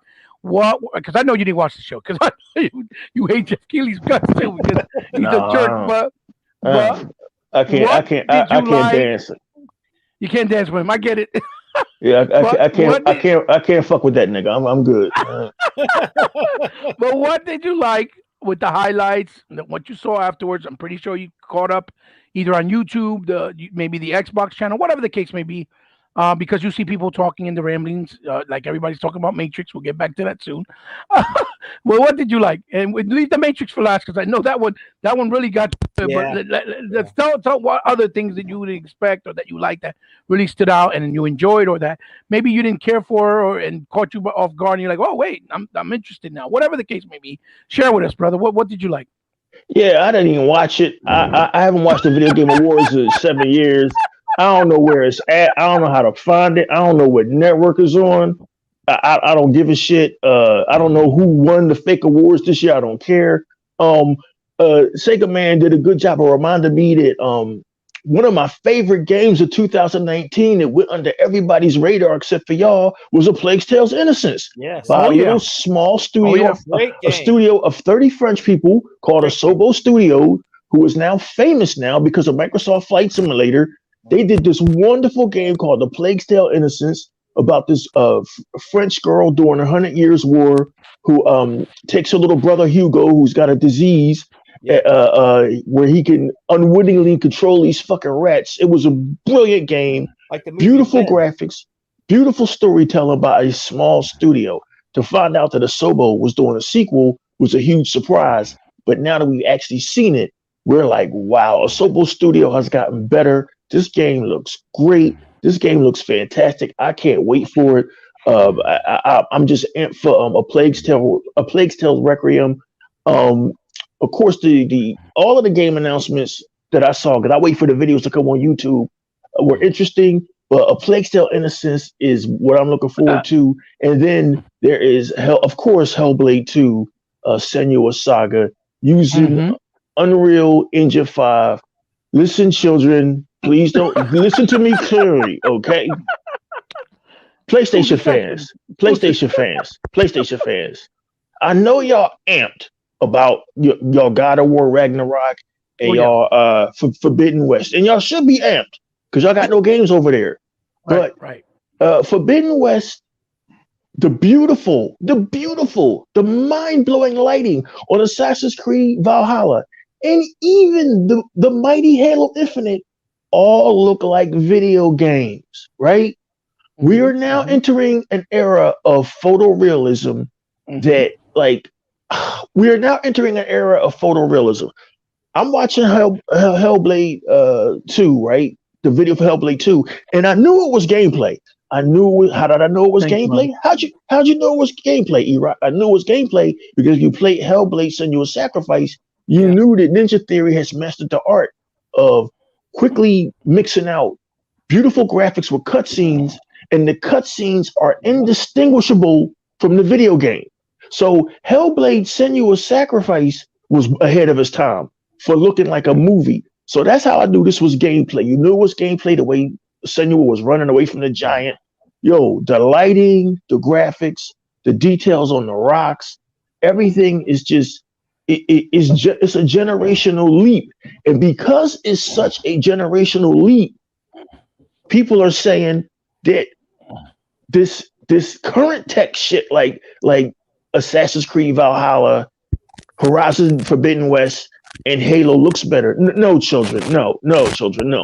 What I saw this weekend from Hellblade 2 and the Matrix demo is some next generational shit. So what excited me the most, Hebot, was A Plague's Tale Requiem. I can't wait for that. Amazing choice. Yeah, and of course Hellblade 2. Hellblade 2, I'm buying that as soon as it is available for pre-order. I cannot wait. That game looks amazing. Yo, Xbox is on a roll. Xbox is on a roll. I told y'all, we got like 20 games coming. We got shit coming that y'all don't even know what's coming. I am amped. But yeah, man, Hellblade was best in show, man. Hellblade was best in show. Nice. Any other surprise you didn't expect that caught you off guard, or not really? Not well. What caught me off guard was the fact that they showed Hellblade. I kind of knew they were going to do it. I was saying to my, look, no, I don't know nothing. Okay, I'm 52 years old and take care of a senior citizen. I don't know my ass or my head some days, but I said to myself, Phil is probably going to surprise them with Hellblade 2. I thought he might, but the fact that they did it means that this game is closer to completion, unlimited production of Sega Man, than we know. Yeah, it might be coming out sooner than we think. Okay, this console, the Xbox Series X, is easy to develop for once you get the SDKs, and now we got the proof. Now, so they can probably we might be looking at a late 2022 or early 2023 release date. Man, I was shocked, man. I know. Goff Kelly, he hated having to give props to anything Xbox. That must have had. There's no way in hell that he could not undermine that. No one could. There's no way. There's no way anyone could undermine that. I know his ass cheeks was clenched up. The hairs in his nose was bristling. He didn't want to do that shit, but he ain't had no choice. Oh Jesus, you're right. He pretty much didn't have no choice. So I got this shit wrong. Has he been playing Phil, or is Phil playing his ass? Listen, great point, and I'm going to segue with that right to what I'm going to say with my thoughts. You're absolutely right. And real quick, Radiant 96, you're absolutely right. He said, guys, imagine what Fable and Perfect Dark are going to look like. Which is true. It just makes the excitement level to another level. Good point. Because these are just quick images of what's going to happen and what they're trying to do.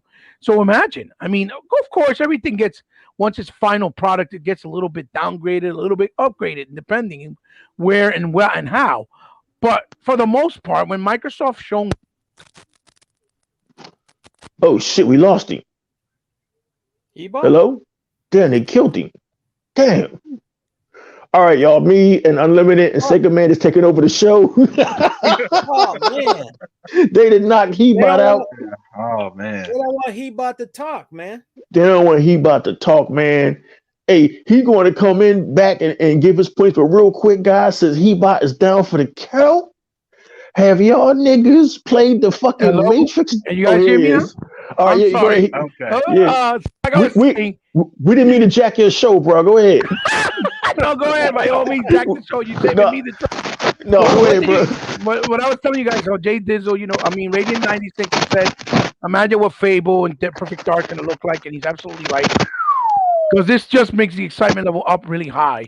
Because these are just demonstrations of what they're going to do. And of course, we all know games get downgraded, they get upgraded in certain different parts and areas. But for the most part, Microsoft has always had the history that when they show something a certain way, 95% of the time, it comes out the way that they show it. When do Microsoft lie? That's not even that's not even a move. That's Sony's move. Like remember when they showed Rise, a lot of people were like, "Oh, that's not what it's going to look like." Then we played it. That's exactly what it looked like. So it's very safe to say. He-Bot. Not to cut you off, but and we're gonna get to that. The Matrix demo is proof that what we saw from Hellblade is real. We're gonna get to that. We're gonna get to that. And the motherfucking rap. Hold your thoughts. We're gonna get to that.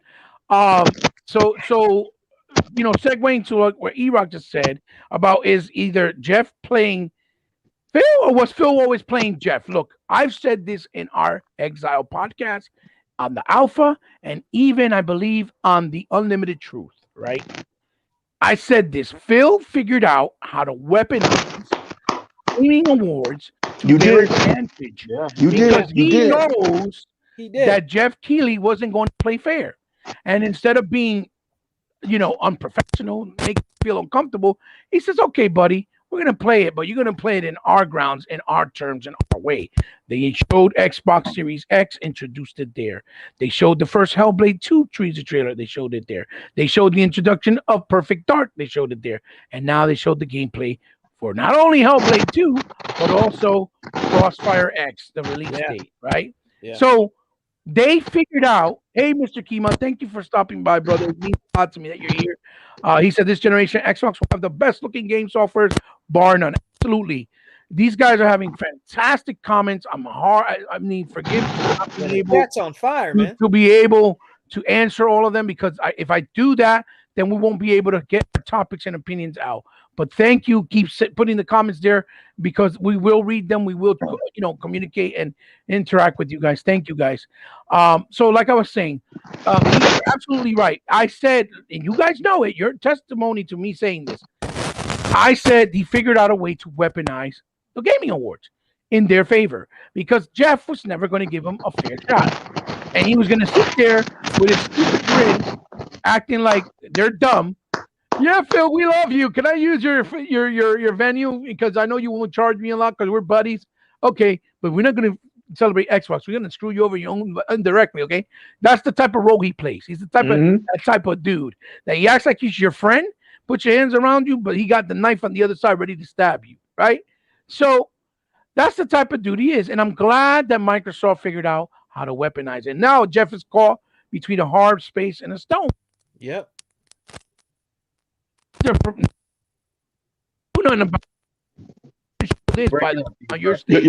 mic is cutting out. He-Bot. Okay, what about now? Now you're good. Okay, so he said, okay, no problem, Jeff. You're going to have your show here. But guess what? When you do your show, you're going to have to show this. We're going to show this on your stage. You can't say it to us. You see what I'm saying? And that's the beauty of it, because it's almost like they took his own spit and put it right on his face. You see what I'm saying? And it's beautiful, because he can't do anything about it unless he goes to another venue, of course. But he's not going to do that, because he's not going to get a better venue for the price he's getting it, right? So anyway, they figured out how to weaponize it, and that's what I loved about it. Now, I do love, and I'm going to give him props, the way he tried to make the presentation of the show. It feels very much like a celebration of games and like an Oscar for games. Again, unfortunately, he just has a lot of bias, and so does his staff. How did this white boy get a fucking game award show? Who the fuck is he? Fucking clue. I have no clue. Who the fuck is he? Who the fuck is he married to Chelsea Clinton? Who is this nigga? Maybe he's a Kennedy. I don't know. Who is this white boy? How come I can't get a video game award show? Let me tell you something. I don't know what he's done, but he's got some deep pockets, or he knows a lot of people because he got some Nigga big. ain't got no deep Announced, I was like, "What the hell? Where did this guy get all this clout from?" No, I understand what E-Rock's saying completely. Who dick is he It's sucking? crazy. Where they just let you It's have an award crazy. show each year? It's How- crazy. It's crazy. I mean, he had Sting on stage for crying out loud. The rock star Sting? Singing, yes, singing a song from the new Arcane show from the League of Legends on the freaking Netflix. You know, Yo, man, we need I we was need like, what? we need we need Martin Luther King back. We need to march. Listen, Like we need to. How the fuck you get not Sting the wrestler, Sting the fucking rock star? I'm gonna tell you how, E-Rock. Because white boys, white people, Caucasian folks, we love them. We're not racist here. Yeah, we love y'all niggas. But this is what they do. It's an unfair advantage. They stay. Stop it. They stick together, E-Rock. They don't worry about backstabbing each other. They do that later after they all get the bag. But before they get the bag, they stick together. And that is why they figure out how to get all that clout. They're not stupid. Us, like a Puerto Rican, my motherfucking Puerto Rican people are worrying about what they doing before somebody else. And they're like, yo, why you hating? And they always acting like they jealous instead of helping. Me and Hebot go there and ask for a fucking award show. They'll be to call the fucking cops. You know what I mean? We're gonna arrest for standing on the property. What are you talking about? We loitering. You know what I mean? What bullshit is this? Misconduct. How? Because look at your presence. You're Puerto Rican and black. What are you doing here? Anyway, really quick. The awards, like I said, the presentation was fabulous. I love the presentation, but fuck Jeff Keighley. I'm not giving him props. I just like the presentation. Now, my biggest surprise, I without a doubt, was Space Marines 2. If you guys haven't played Space Marine 2, Space Marines on Xbox 360, I've said it many times before, is a dope-ass game that people slept on based on the Warhammer universe. It's based on the Warhammer universe, but they did it like Gears of War, but it also is a hack and slash mixed together with some other gameplay styles, right? Yep. It is an absolutely ferocious and violent and exhilarating action-packed game. It has quick time events. It did a lot of crazy shit. Great story, great cutscenes, everything. It's the full package. But it's one of those games. Well, I did a gameplay on my channel after yesterday. I haven't uploaded because I was going to do the show tonight, but I'll put it up. So if you haven't seen it, your mic cut now, Hebot. I did gameplay of it, so I had to. Is it better now? Yeah. Okay. I had to because the game was one of those games that I always said to people, it's You cutting out bad, man. Yeah, you cutting out bad, Hebot. That's a message from God telling us we got to wrap this shit. He don't want us to finish the show, man. Hebot, you still there? Yeah, I'm here.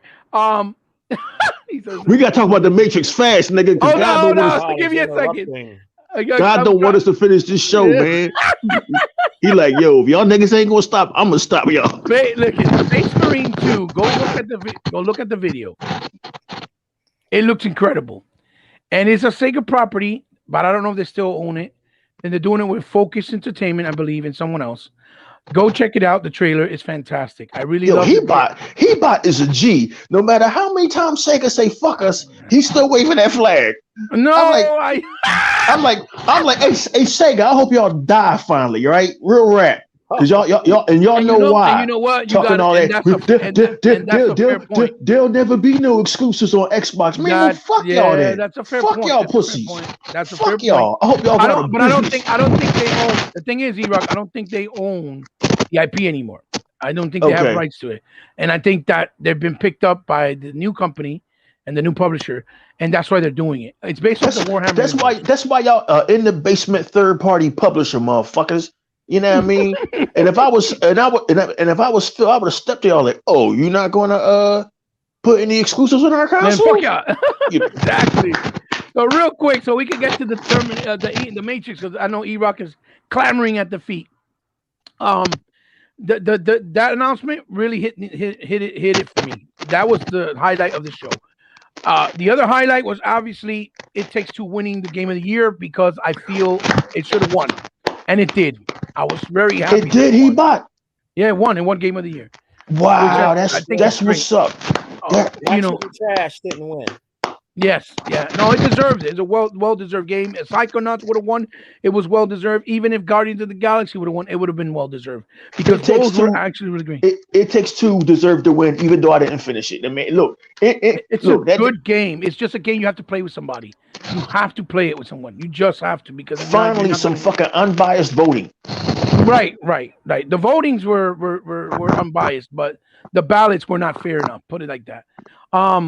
So It Takes Two. That was another highlight. Obviously, Alan Wake 2, bittersweet because I'm glad that they're making a sequel, but we all know why.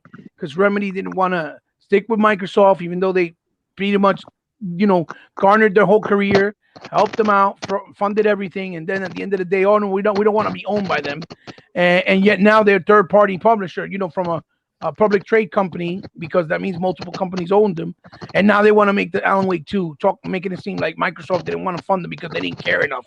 When the reality is that they take long, and also Quantum and Alan Wake wasn't fruitful and profitable enough to take another risk to make another game, right? So that's another for another podcast. I really enjoyed Evil Hell. It looks fantastic. It looks phenomenal. It looks like Gears of War in the Western area with demons. I can't wait for that. The new Star Wars game, the Eclipso, that looks incredible. It was a CGI trailer, but it's supposed to be a third-person action adventure. It's from the people who did Beyond and Quantum Theory, but it's not going to be a story interactive game. Oh, So I'm thank God. excited.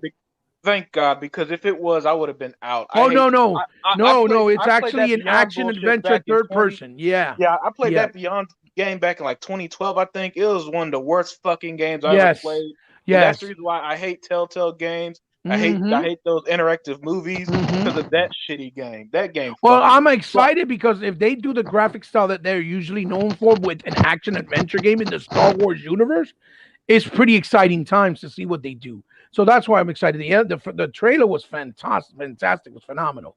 I also love the fact that they showed the Suicide Squad. And I'm a firm believer of all good things happen to those who wait. And let me tell you, we got our answers yesterday because the forefront is where it's at, and Microsoft is leading the way with these developers, with DirectX 12 and Unreal Engine 5, because we saw what we got with Hellblade. Hellblade looks stunning.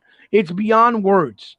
Yeah. Also, what we saw with the graphical style that's supposed to be also on Unreal Engine 5 with the Star Wars game. Also, the fact that they showed the gameplay for Suicide Squad that looked very Sunset Overdrive with more violence and more adult theme. It looks like it's going to be a complete blast, especially that it's co-op. Then they also showed the Wonder Woman. The fact that they're making finally a superhero character that's very you could do so many things because it's like God of War meets Greek mythology meets sci-fi. It's all type. She could do so many things, and she also has her jet and other things that she can do with her lasso. Things that if they implement in the game, we're gonna have an amazing action adventure game with Wonder Woman. It's gonna be fantastic. And it's refreshing that it's not just Batman, or you know what I mean. Now we just need another good Superman game because I feel he's been, left to the side for quite some time. And then the other thing is that I liked is that we started to get some dates of games coming. Right? We got Crossfire X finally coming February 10th. So now we got a game on February to coincide with the release of Horizon Zero Dawn. So we're going to be playing something, and PlayStation guys will be playing something, right? We got Tunic. Shut the fuck up. Right. We got Tunic in March. They still won't shut the fuck up. Right. We got Tunic in March. We got probably we're going to get, what's it? Bright Memory Infinite, probably sometime in June or May. And then they already announced, obviously Starfield, but we also got an announcement in the pre-show with the ID at Xbox segment, and even today I think they talked about it. That they're going to have Oh, the Scorn is going to come out next October. It was pushed back almost a whole year, probably for good reason, but it's coming out next October. It's got a release date. And the realist, thank you for stopping by, brother. It means a lot to you having here. Yeah, and Crossfire X looks incredible also. We finally got a DLC in Cuphead, which I believe is going to be included in Game Pass. So they're getting paid again by Microsoft, even though they already used them and went over there on Sony. Now they're getting paid again to put it on Game Pass, but it's whatever. Comes out in June. And then Plex Tales Innocence Day and Day, obviously, looks incredible, fantastic, phenomenal. You can see each individual rats. You can see their little hairs, their feet. So Cuphead DLC. Y'all motherfuckers showing up. Y'all motherfuckers showing up 8 years late to the frat party where everybody graduated. No, nobody give a fuck, man. Y'all late. And then Stalker in April, exactly. Thank you, the realist. So it looks, buttloads for exclusives and obviously day and date exclusives. I mean, third parties that we're going to get to play at no extra cost. Probably more than likely the best version, unless the developer's being lazy. And there's a lot to talk about. I mean, we are going to be eating good for it looks like a while. But again, the talk of the town. Okay, we can't let it go without notice. And this will be the end of the topic of the night of tonight's show. And we'll start off with E-Rock because I know he's biting at the nails to talk about it. But this completely cements the vision of what Unlimited said earlier, where Phil said this going to be a big leap forward based off this generation that people really weren't seeing yet, right? Which a lot of people even been saying, oh, Microsoft said this, and I don't really feel that way because a lot of the stuff has still been held back due to dev kits, due to pandemic, due to not being able to get games funded, whatever the case may be. But they gave us an experience with the collaboration they did for the upcoming movie of The Matrix. I believe it's called The Matrix Awakening Experience or VR experience. And everybody was able to download it, even on PlayStation. And this was a collaboration that they did, Epic Games, with the Coalition, the people who did Gears of War. I don't know if you guys know that, but that's how they did the game. So I think it's Gears of War trying to show their muscles of how they're going to use the engine for Gears 6, obviously, and also that they have the muscle to try and do different things. But this demo, if you don't believe that gaming is on a whole nother level or is going to be in a whole nother level very soon in the future, this game will make you a believer because this demo is unbelievable. There's no way to even describe it. It's breathtaking. You got to just look at it. And even when you're playing, you're like, nah, this can't be the engine in the game. No way. And granted, it is a tech demo. I get it. But if this is the direction of how much more advanced gaming is going to be based off the engine and based off what they're going to do further along with the toolings, holy shit. So, E-Rock, take it away. You go first. You're the man of the hour. How did Matrix affect you that you would text him brothers at 6 in the morning? God damn it. Look, man. Look. I saw this shit. I think it was fucking Thursday night. I saw this shit. I was half asleep. I saw the video on YouTube, and I said, "All right, I'm gonna download this shit because that looked like bullshit right there. I'm gonna download this shit because that looked like some bullshit right there." Okay, some bullshit. Look. I'm not a man that makes fun of death. Death is tragic any way you look at it. Absolutely. Death is somebody not being here anymore. Absolutely. But if you a person that's dying, or a person like me that wakes up some mornings like, man, I'm tired of this shit. Get me out of here. Look, right. At that very second you see this Matrix demo, you'll be like, oh shit, dude. Let me tell you something. I've been seeing graphics for. I'm trying to make this quick. I've been seeing graphics for a long time. I've gone on and on about how impressive the last 3 Assassin's Creeds were, especially Assassin's Creed Valhalla on Xbox Series X. When you get to England and you see that grass going over those hills around that village, Ravenclaw, you see the way that light interacts with the grass and the trees. I'm like, it can't get no better than this. It can't get no better than this. After you see Forza Horizon 5, after you see Forza Horizon 4 and roll around in Edinburgh, England, or if you see Forza Horizon 5 and rolling around and seeing that the telemetry they did in Mexico, and you say it can't get better than this. Well, it got better than that. Oh and yeah, it got better. And it got better. Yeah, real quick. And it got better than that. Faster than you. Like, dude. Like, I'm not a graphics whore. See, unlike you, PlayStation people, I can play a game like The Gunk or a game like Cuphead or a smaller game, and not everything got to be a CGI movie. Yo, man, if you saw Hellblade Senua's Saga and saying that's not real, it's so weird that video coincided with the release of the Matrix demo. So that was deliberate. So I downloaded this shit, right? I downloaded this shit before I saw the video. I said, I'll download this shit, see what this is. So I actually fired it up early this morning. Man, I texted Tuck. Tuck called me back. I said, Tuck, I don't accept calls as early. Just read my text and keep it moving. I texted Sega Man. I texted Hebot. I texted fucking Unlimited. I texted all these. I said, yo, y'all got to look at this shit. It starts out showing Neo and Carrie-Ann Moss.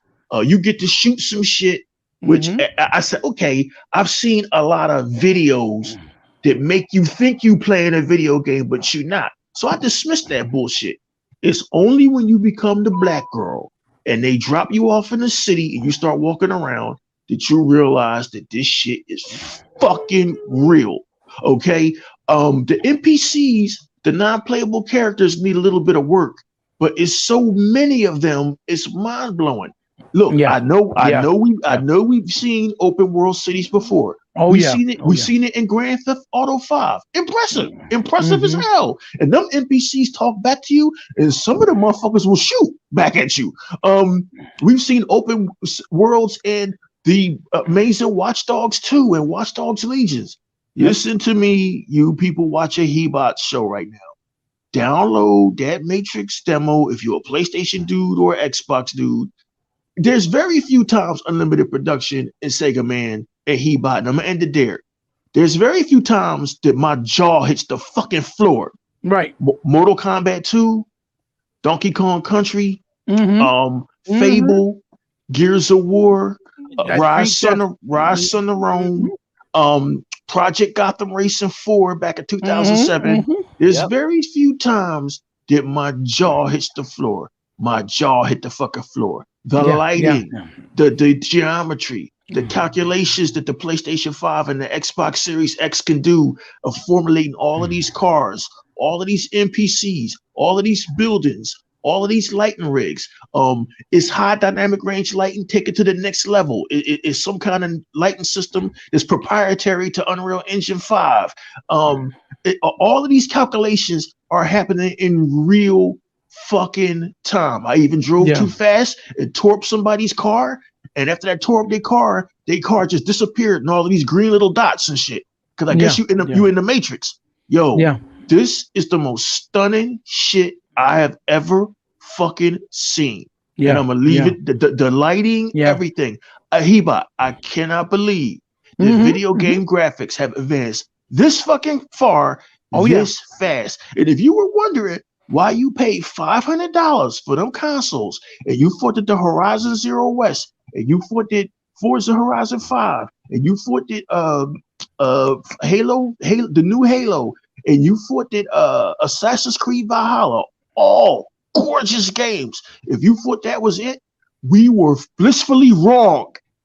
Because when you see this Unreal Engine 5 demo, it gets my dick hard, knowing that this is where video games is going. Man, I got to live. I can't die now. I got to. You disappointed. Like I don't want to die that soon. I hate that my best boy Eli, he missed all this shit. He's not with us no more. I hate that people are missing this shit. If you ever play video games, like Unlimited Production, I've never seen anything like this. I've never seen anything like this, and my mind is fucking blown. And that's all I'm gonna say, Hebot. My mind is blown. My mind is blown by Unreal Engine 5. This tech demo is. I can't wait to get back on it because you could drive around the whole city. My mind is fucking blown. You definitely hit a lot of points on that demo. The demo is, again, it's a tech demo, but the size of the map alone, I believe, and I kid you not, is bigger than Spider-Man PS4. Damn. The map size of which Damn. it's funny to me because the city looks way more realistic than Spider-Man PS4, like retarded. And Insomniac, that look, let's call a spade a spade. That Spider-Man PS4 is a beautiful game. Oh yeah, But absolutely is. But this Matrix shit is bananas, yo. Oh yeah. It's definitely one of those moments. The way you explained it, like when we saw Soul Calibur and Sonic Adventure for the first time on Dreamcast, where you're like, "There's no way that this could be on our screen on a console." It's definitely a very good example. Thank you, Hebos. I forgot Soul Calibur on Dreamcast. Yeah, it's one of those moments. It's one of them moments. Right. It's one of them. What? That we didn't think we would experience again. Just like when we saw Hellblade and people were like, "That's a gameplay." And then Jeff Keighley like, "Yes, it's gameplay. I played it." I texted these guys right away early in the morning. I know they was like, "What the fuck is wrong with this motherfucker?" Yeah, you texted me like at 7:30. I got the fuck he texting us for. It's okay. You don't normally do that, so I can forgive you now. Tuck, he does that on a regular. Tuck. And then I go to sleep at 5 in the morning. Tuck call me at 5:30. So it is what it is. So Unlimited. Wait, actually, you know what? Because Sega Man usually gets a shorter answer, and you get more in depth. So what I'll do is Sega Man. You tell me, did you play a demo? What did you think of it? What are your thoughts on it? Because I know you got hit up by E-Rock as well. Man, yeah, I downloaded the demo even before the awards and all that. I did download, and I'm like, wow, I wonder what this is. So I did download it when it said when it was in the store, in the Microsoft store. But when I actually played it, I was very blown away, man, because as an OG gamer, coming from the ColecoVision days till now, it's just a magnificent masterpiece to just see how games have really evolved, man. I mean, because I couldn't tell the difference from Keanu Reeves when he was first talking, and then when you showed him in the character model, I know what in the mirror, but I didn't know which one was real. You know what I mean? That's how real both of them look. Like I couldn't tell. Right. I really couldn't tell. It's very hard to tell, but character model, right? Yeah. Yes. The one, when he first comes out, it's really him. But once you see him in the mirror, the entire time when he's narrating, even everybody else after that, even Carrie Ann Moss, that's all digitized, all of it. See, I didn't know that. I I couldn't tell the difference. Now that is magnificent, bro. Seriously, I mean, that blew me away. I couldn't even tell, and I meant to talk to you about that today when we were on the phone earlier. Because you could tell me, because I could not tell at all. I couldn't tell. Right. And what was really cool is when he was walking through, when Lawrence Fishburne said, "You'll take the red pill or the blue pill," and then it showed him walking through the scenes and stuff.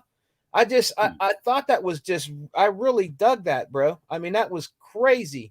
Right. And then when you're shooting in the car, and all those, the Matrix dudes are all on top of the car and shit.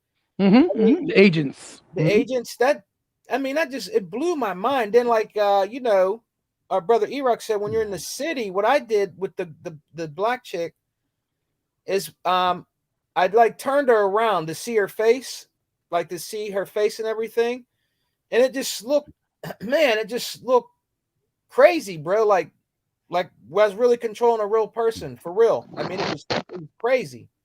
Right. And I got in the car, drove around for a little bit. Then I got out of the car. It plays so smooth too. That's the other thing. Even with that high density, it plays so smooth. Yeah, and I even got out of the car, and I accidentally, and I didn't know this, I accidentally like bumped into somebody, and they turned to these digitized green. You know what I mean?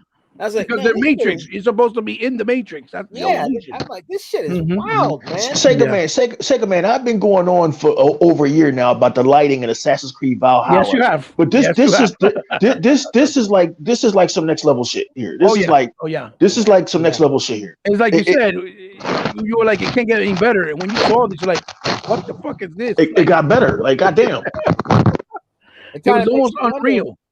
Yeah, and it kind of makes you wonder, brothers, how much further is this going to go, and how much more are we going to see? Because this is, I mean, like you said, but they haven't even scratched the surface, especially of the Series X, bro. I mean, I can't even imagine, man, because I So don't. next gen consoles for the after this. Imagine that. Oh my god. Right. Yeah, that's right. what I'm saying, bro. I mean, this is like next level shit, like E-Rock said. I mean, I played the tech demo. I played it for a while. I was driving around, and everything, and checking out the the people walking on the street and stuff like that. And then I looked. It's bizarre.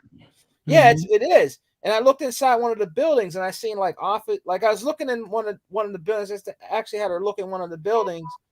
Even the the offices, when you look inside there, the shit looked really real. It was crazy as fuck, man. It was like you were in like the Outer Limits or some shit.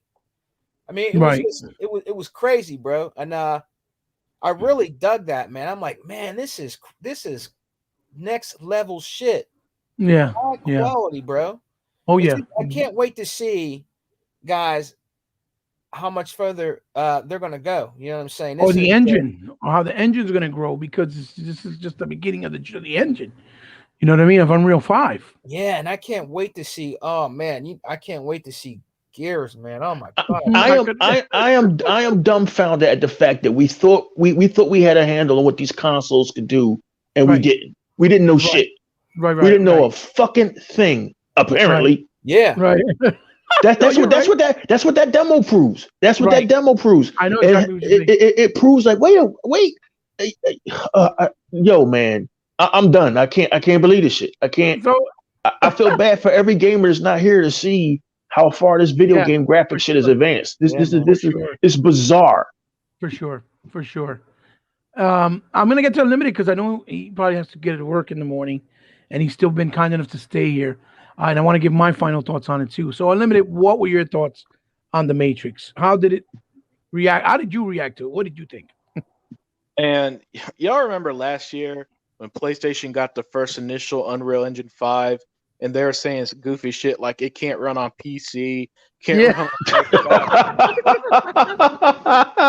right. And fast forward a year later, Definitely here we are to this tech demo that looks fantastic, and we see Hellblade 2, the first game. I think it's the first game shown running on Unreal Engine 5. Yes. Man, look, technology. As someone who likes technology, tries to keep up with it, even though it's expensive to do so regularly. This is technology in a nutshell, man. The ability to advance, not only that, how fast technology advanced is unbelievably amazing. And then to add to that, this is why old consoles get retired and stuff, and why games like Suicide Squad and Hellblade 2 and Starfield won't be on Xbox One, because at some point that tech just can't run this stuff. Limitation. Mm-hmm. Yeah, it's just there. Yeah. Mm-hmm. And you could just tell by playing this demo that this is what we're going to be seeing going forward. Look, we're only 1 year into the new generation, and the first year never, ever shows what the console can do. Never.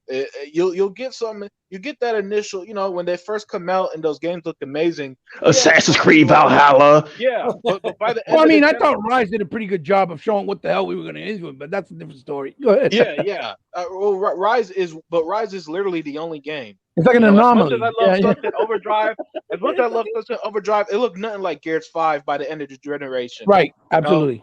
Yeah. So that's the general experience most of us will get. You're right.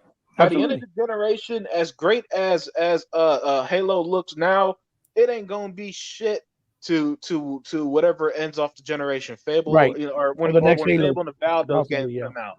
Yeah, because that's how it is. So, and this is just so this was just a preview of that, and it was extremely impressive as that. And like E-Rock, I'm not a graphics whore by any stretch of the imagination, but man, did that look amazing. Just again, what impressed me more so, and what often impresses me, isn't just the graphics, but how everything looked. Like the animations in Hellblade, how that just looks so movie-like and fluid, yet as gameplay. Lifelike, Or how seamlessly I was going through, during the shooting scene at the beginning of the tech demo, how seamlessly that was done. Or just how lifelike the world was for that Matrix demo. That's the stuff that really blows me away. Because it's one thing to make something look pretty. We've seen, you know what I'm saying? It's another thing to make it look pretty and run well and run smoothly. And if that's what we have going for us, the future is so unbelievably bright. Like we just don't, our imaginations right now can't picture what's coming when these games take full advantage of these next gen engines. It just can't. And so that's my takeaway from it. You know, it's just a preview of what's to come. And as with Fable and Avowed and stuff like that, the only negative that I've got to wait to see it. That's the only real negative, because everything else is in order. The consoles are released. The consoles play fantastic games. These games look wonderful. Now, coming up next year and going forward, we're going to start seeing what they could really do. Right. That's excellent. Yeah. Man. I think all of it. Go ahead. This morning, this was a mind fuck moment over something that I didn't know was coming out and didn't really give a shit about. Oh, it's a Matrix demo coming out. Who the fuck cares? It was a pleasant surprise. Absolutely. And then you see this shit and you realize, oh shit! Not only is Unreal Engine 5 real, but my fan ain't even cut on my Xbox. It's just running it like it's nothing. Right. Yo. Look, to change, to come to a closure, and I'll give my thoughts as quick as possible because all these gentlemen have work and things to do. What yesterday did when I saw Hellblade, right? And I'm not gonna lie, I didn't think it was really gameplay. I because everything's a vertical slice for a lot of things. I thought it was gonna be very close to it, but not to that extent. And then when I saw the tech demo for Matrix, what it did was it brought a smile to my face, but I was also choked up. I got emotional because it was that moment when you realize when you were a little kid, when we were playing Atari, right? When we were playing, a Pong, right? And then we started playing on the 16-bit or the 8-bit, and then the 16-bit, and then we saw the arcades, right? Where we were like, there's no way that we'll be able to play games like this in our home ever, right? And you think back, and I'm like, damn, imagine one day we play a game that looks as realistic as real life, right? And boom, we're almost at that point where you can't even detect the difference, right? And the most impressive part about it was this wasn't even mocap. This was actually them rendering it, digitizing it with the technology. You see what I'm saying? Yeah. Which makes it even more impressive because mocapping is basically a render of the graphics on top of a stick model. Think of it like a stick model. You put the cover on top of it. And that's how this wasn't done like that. This was built polygon per polygon with the actual graphics of the game. And when you play it the first time, granted, the first part of the demo is on rails. It's like you're playing a House of the Dead shooter of the Matrix, right? But it's the way that it's done. You're like, God damn, this felt like something you would have saw in the arcade had Sega kept improving the engine in the arcades for games. That's how it felt like. Like the way they would, when you would go to the arcade, see a new Sega game, it always brought the new tech and the new graphics, and you're like, holy shit. That's exactly what it felt like when I played that segment. Then when it went for that segment, and I saw that it went to like an open world segment, like a GTA style, I was like, whoa, hold up, because they let you play with the environments and how they do the reflections. You see the reflections in ray tracing in the cars, right? You see when the car's tires spin, right? The rims, when they're spinning, they look like they do in real life when they look like they're in motion blur. And as you slow down, the rim presents itself in the style of the rim. It does it just like real life. When you hit the cars in the bottom and you see the bottom part of the car, every single part of the car, from the muffler to the exhaust to the catalytic converter, everything, you can see it in full detail with rust on it, with the chrome, everything. The tires look like actual rubber.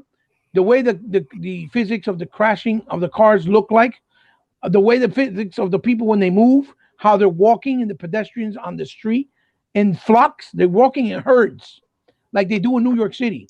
And they react to you because when you walk up to them, they look at you and they move out your way when you're walking. Phil Spencer said this was a generational leap.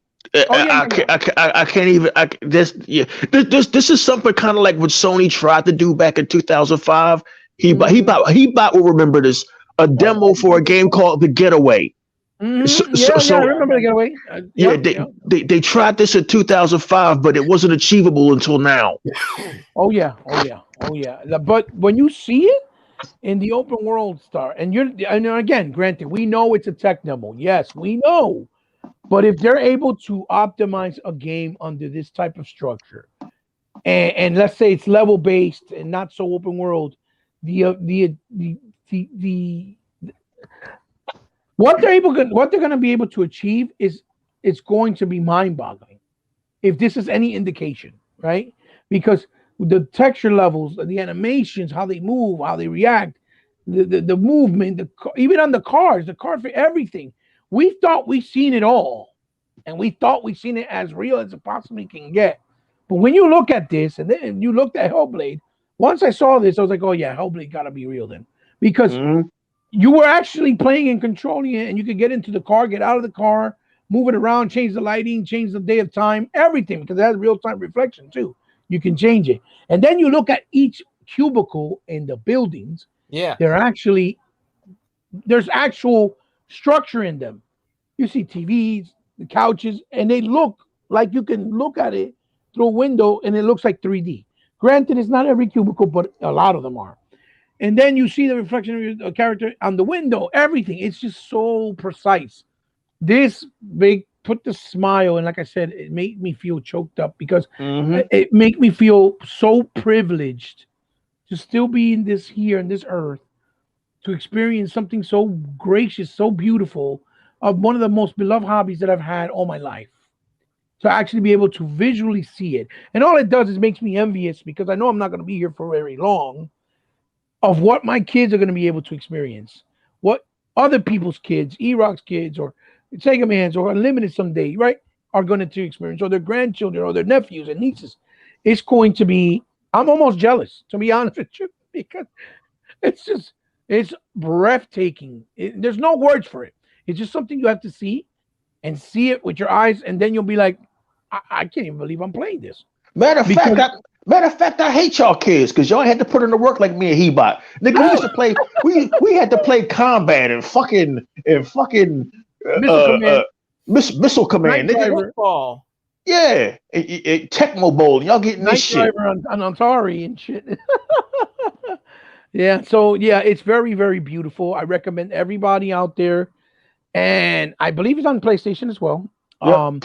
I believe someone did a tech demo, like analysis, and on the PS5 it was like 1440p and barely hitting like any frames, but on the Xbox Series X they think they clocked it as high as 4K and 30 and 60. Well, don't worry, Digital Fuckery will fix that immediately.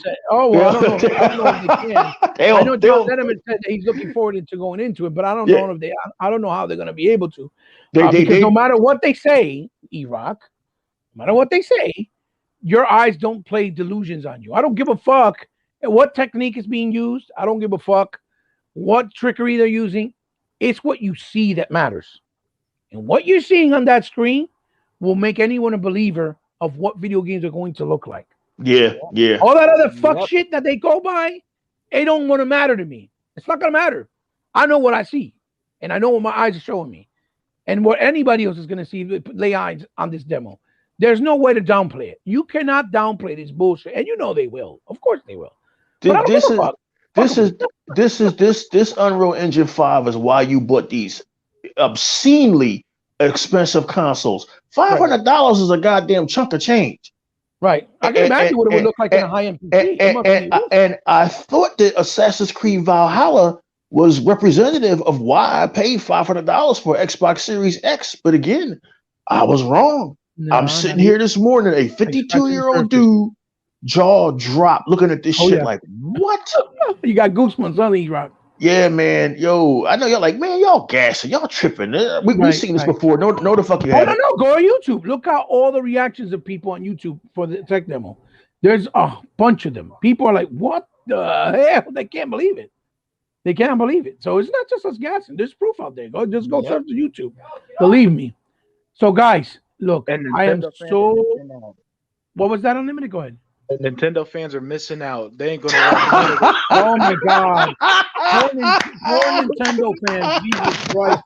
No one's ever saying your If games I'm are a bad, Nintendo but fan, I'm Jesus sick to my Christ. stomach, man. Oh my God! Why would Can you you I'm a buy imagine that? Nintendo a fan, I am Zelda? sick to my Listen, stomach. all jokes aside, can you imagine a Kid Icarus, a Metroid, a Zelda with these type of graphics in the engine? Oh my God. Well, first you have to build the hardware to run this shit. Stop it, E-Rock, stop it. First, you can't release some bullshit fucking Stop hardware it. and then Stop have it. rocks in your jaw when all the hot shit is coming Stop out it. on the other two consoles. You know why Reggie Fils-Aimé left? He left because he was embarrassed already. He couldn't do Of that course he no more. was. Of course, he said, "Fuck this shit." Yeah, of course He's he. like, I can't do this no more. I can't.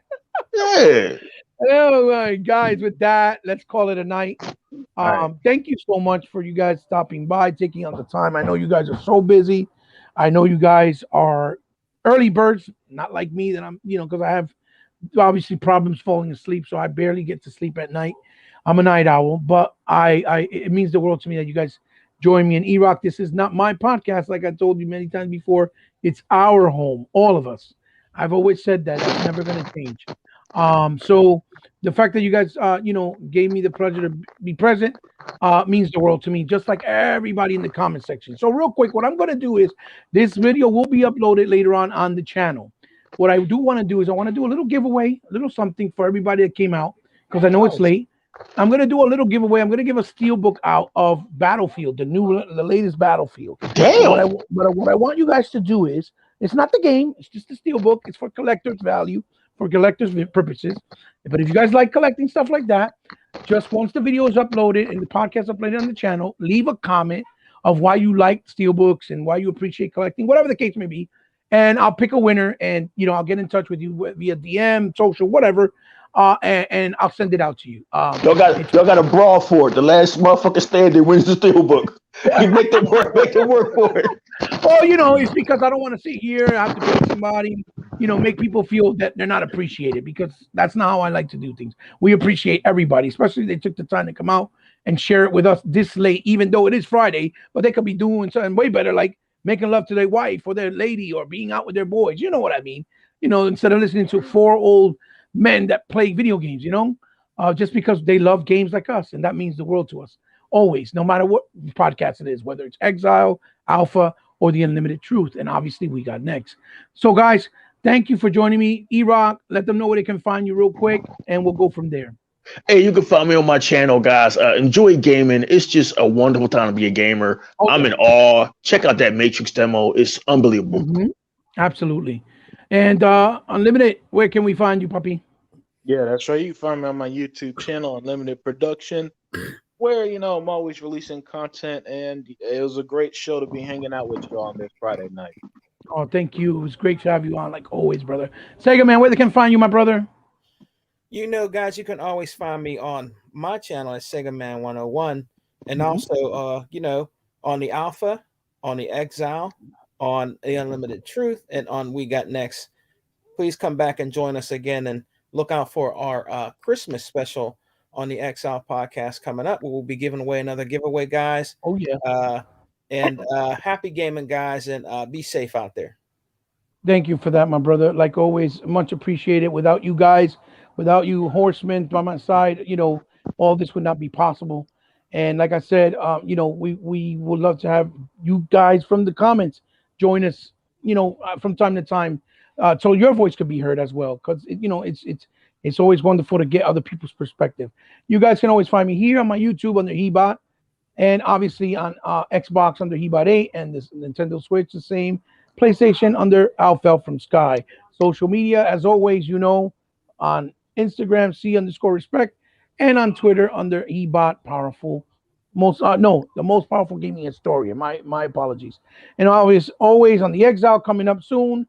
Alpha more than likely tomorrow, and the Unlimited Truth Friday nights, or whenever Unlimited can host it. And like me here on We Got Next. Love you guys. Have a good night. Thank you for joining. And remember, I said leave those comments so I can give the steelbook away for Battlefield, the new one, the latest Battlefield, on my channel to one of you guys that leave a comment. Thank you, guys. Have a good night. PlayStation 5 is still alive.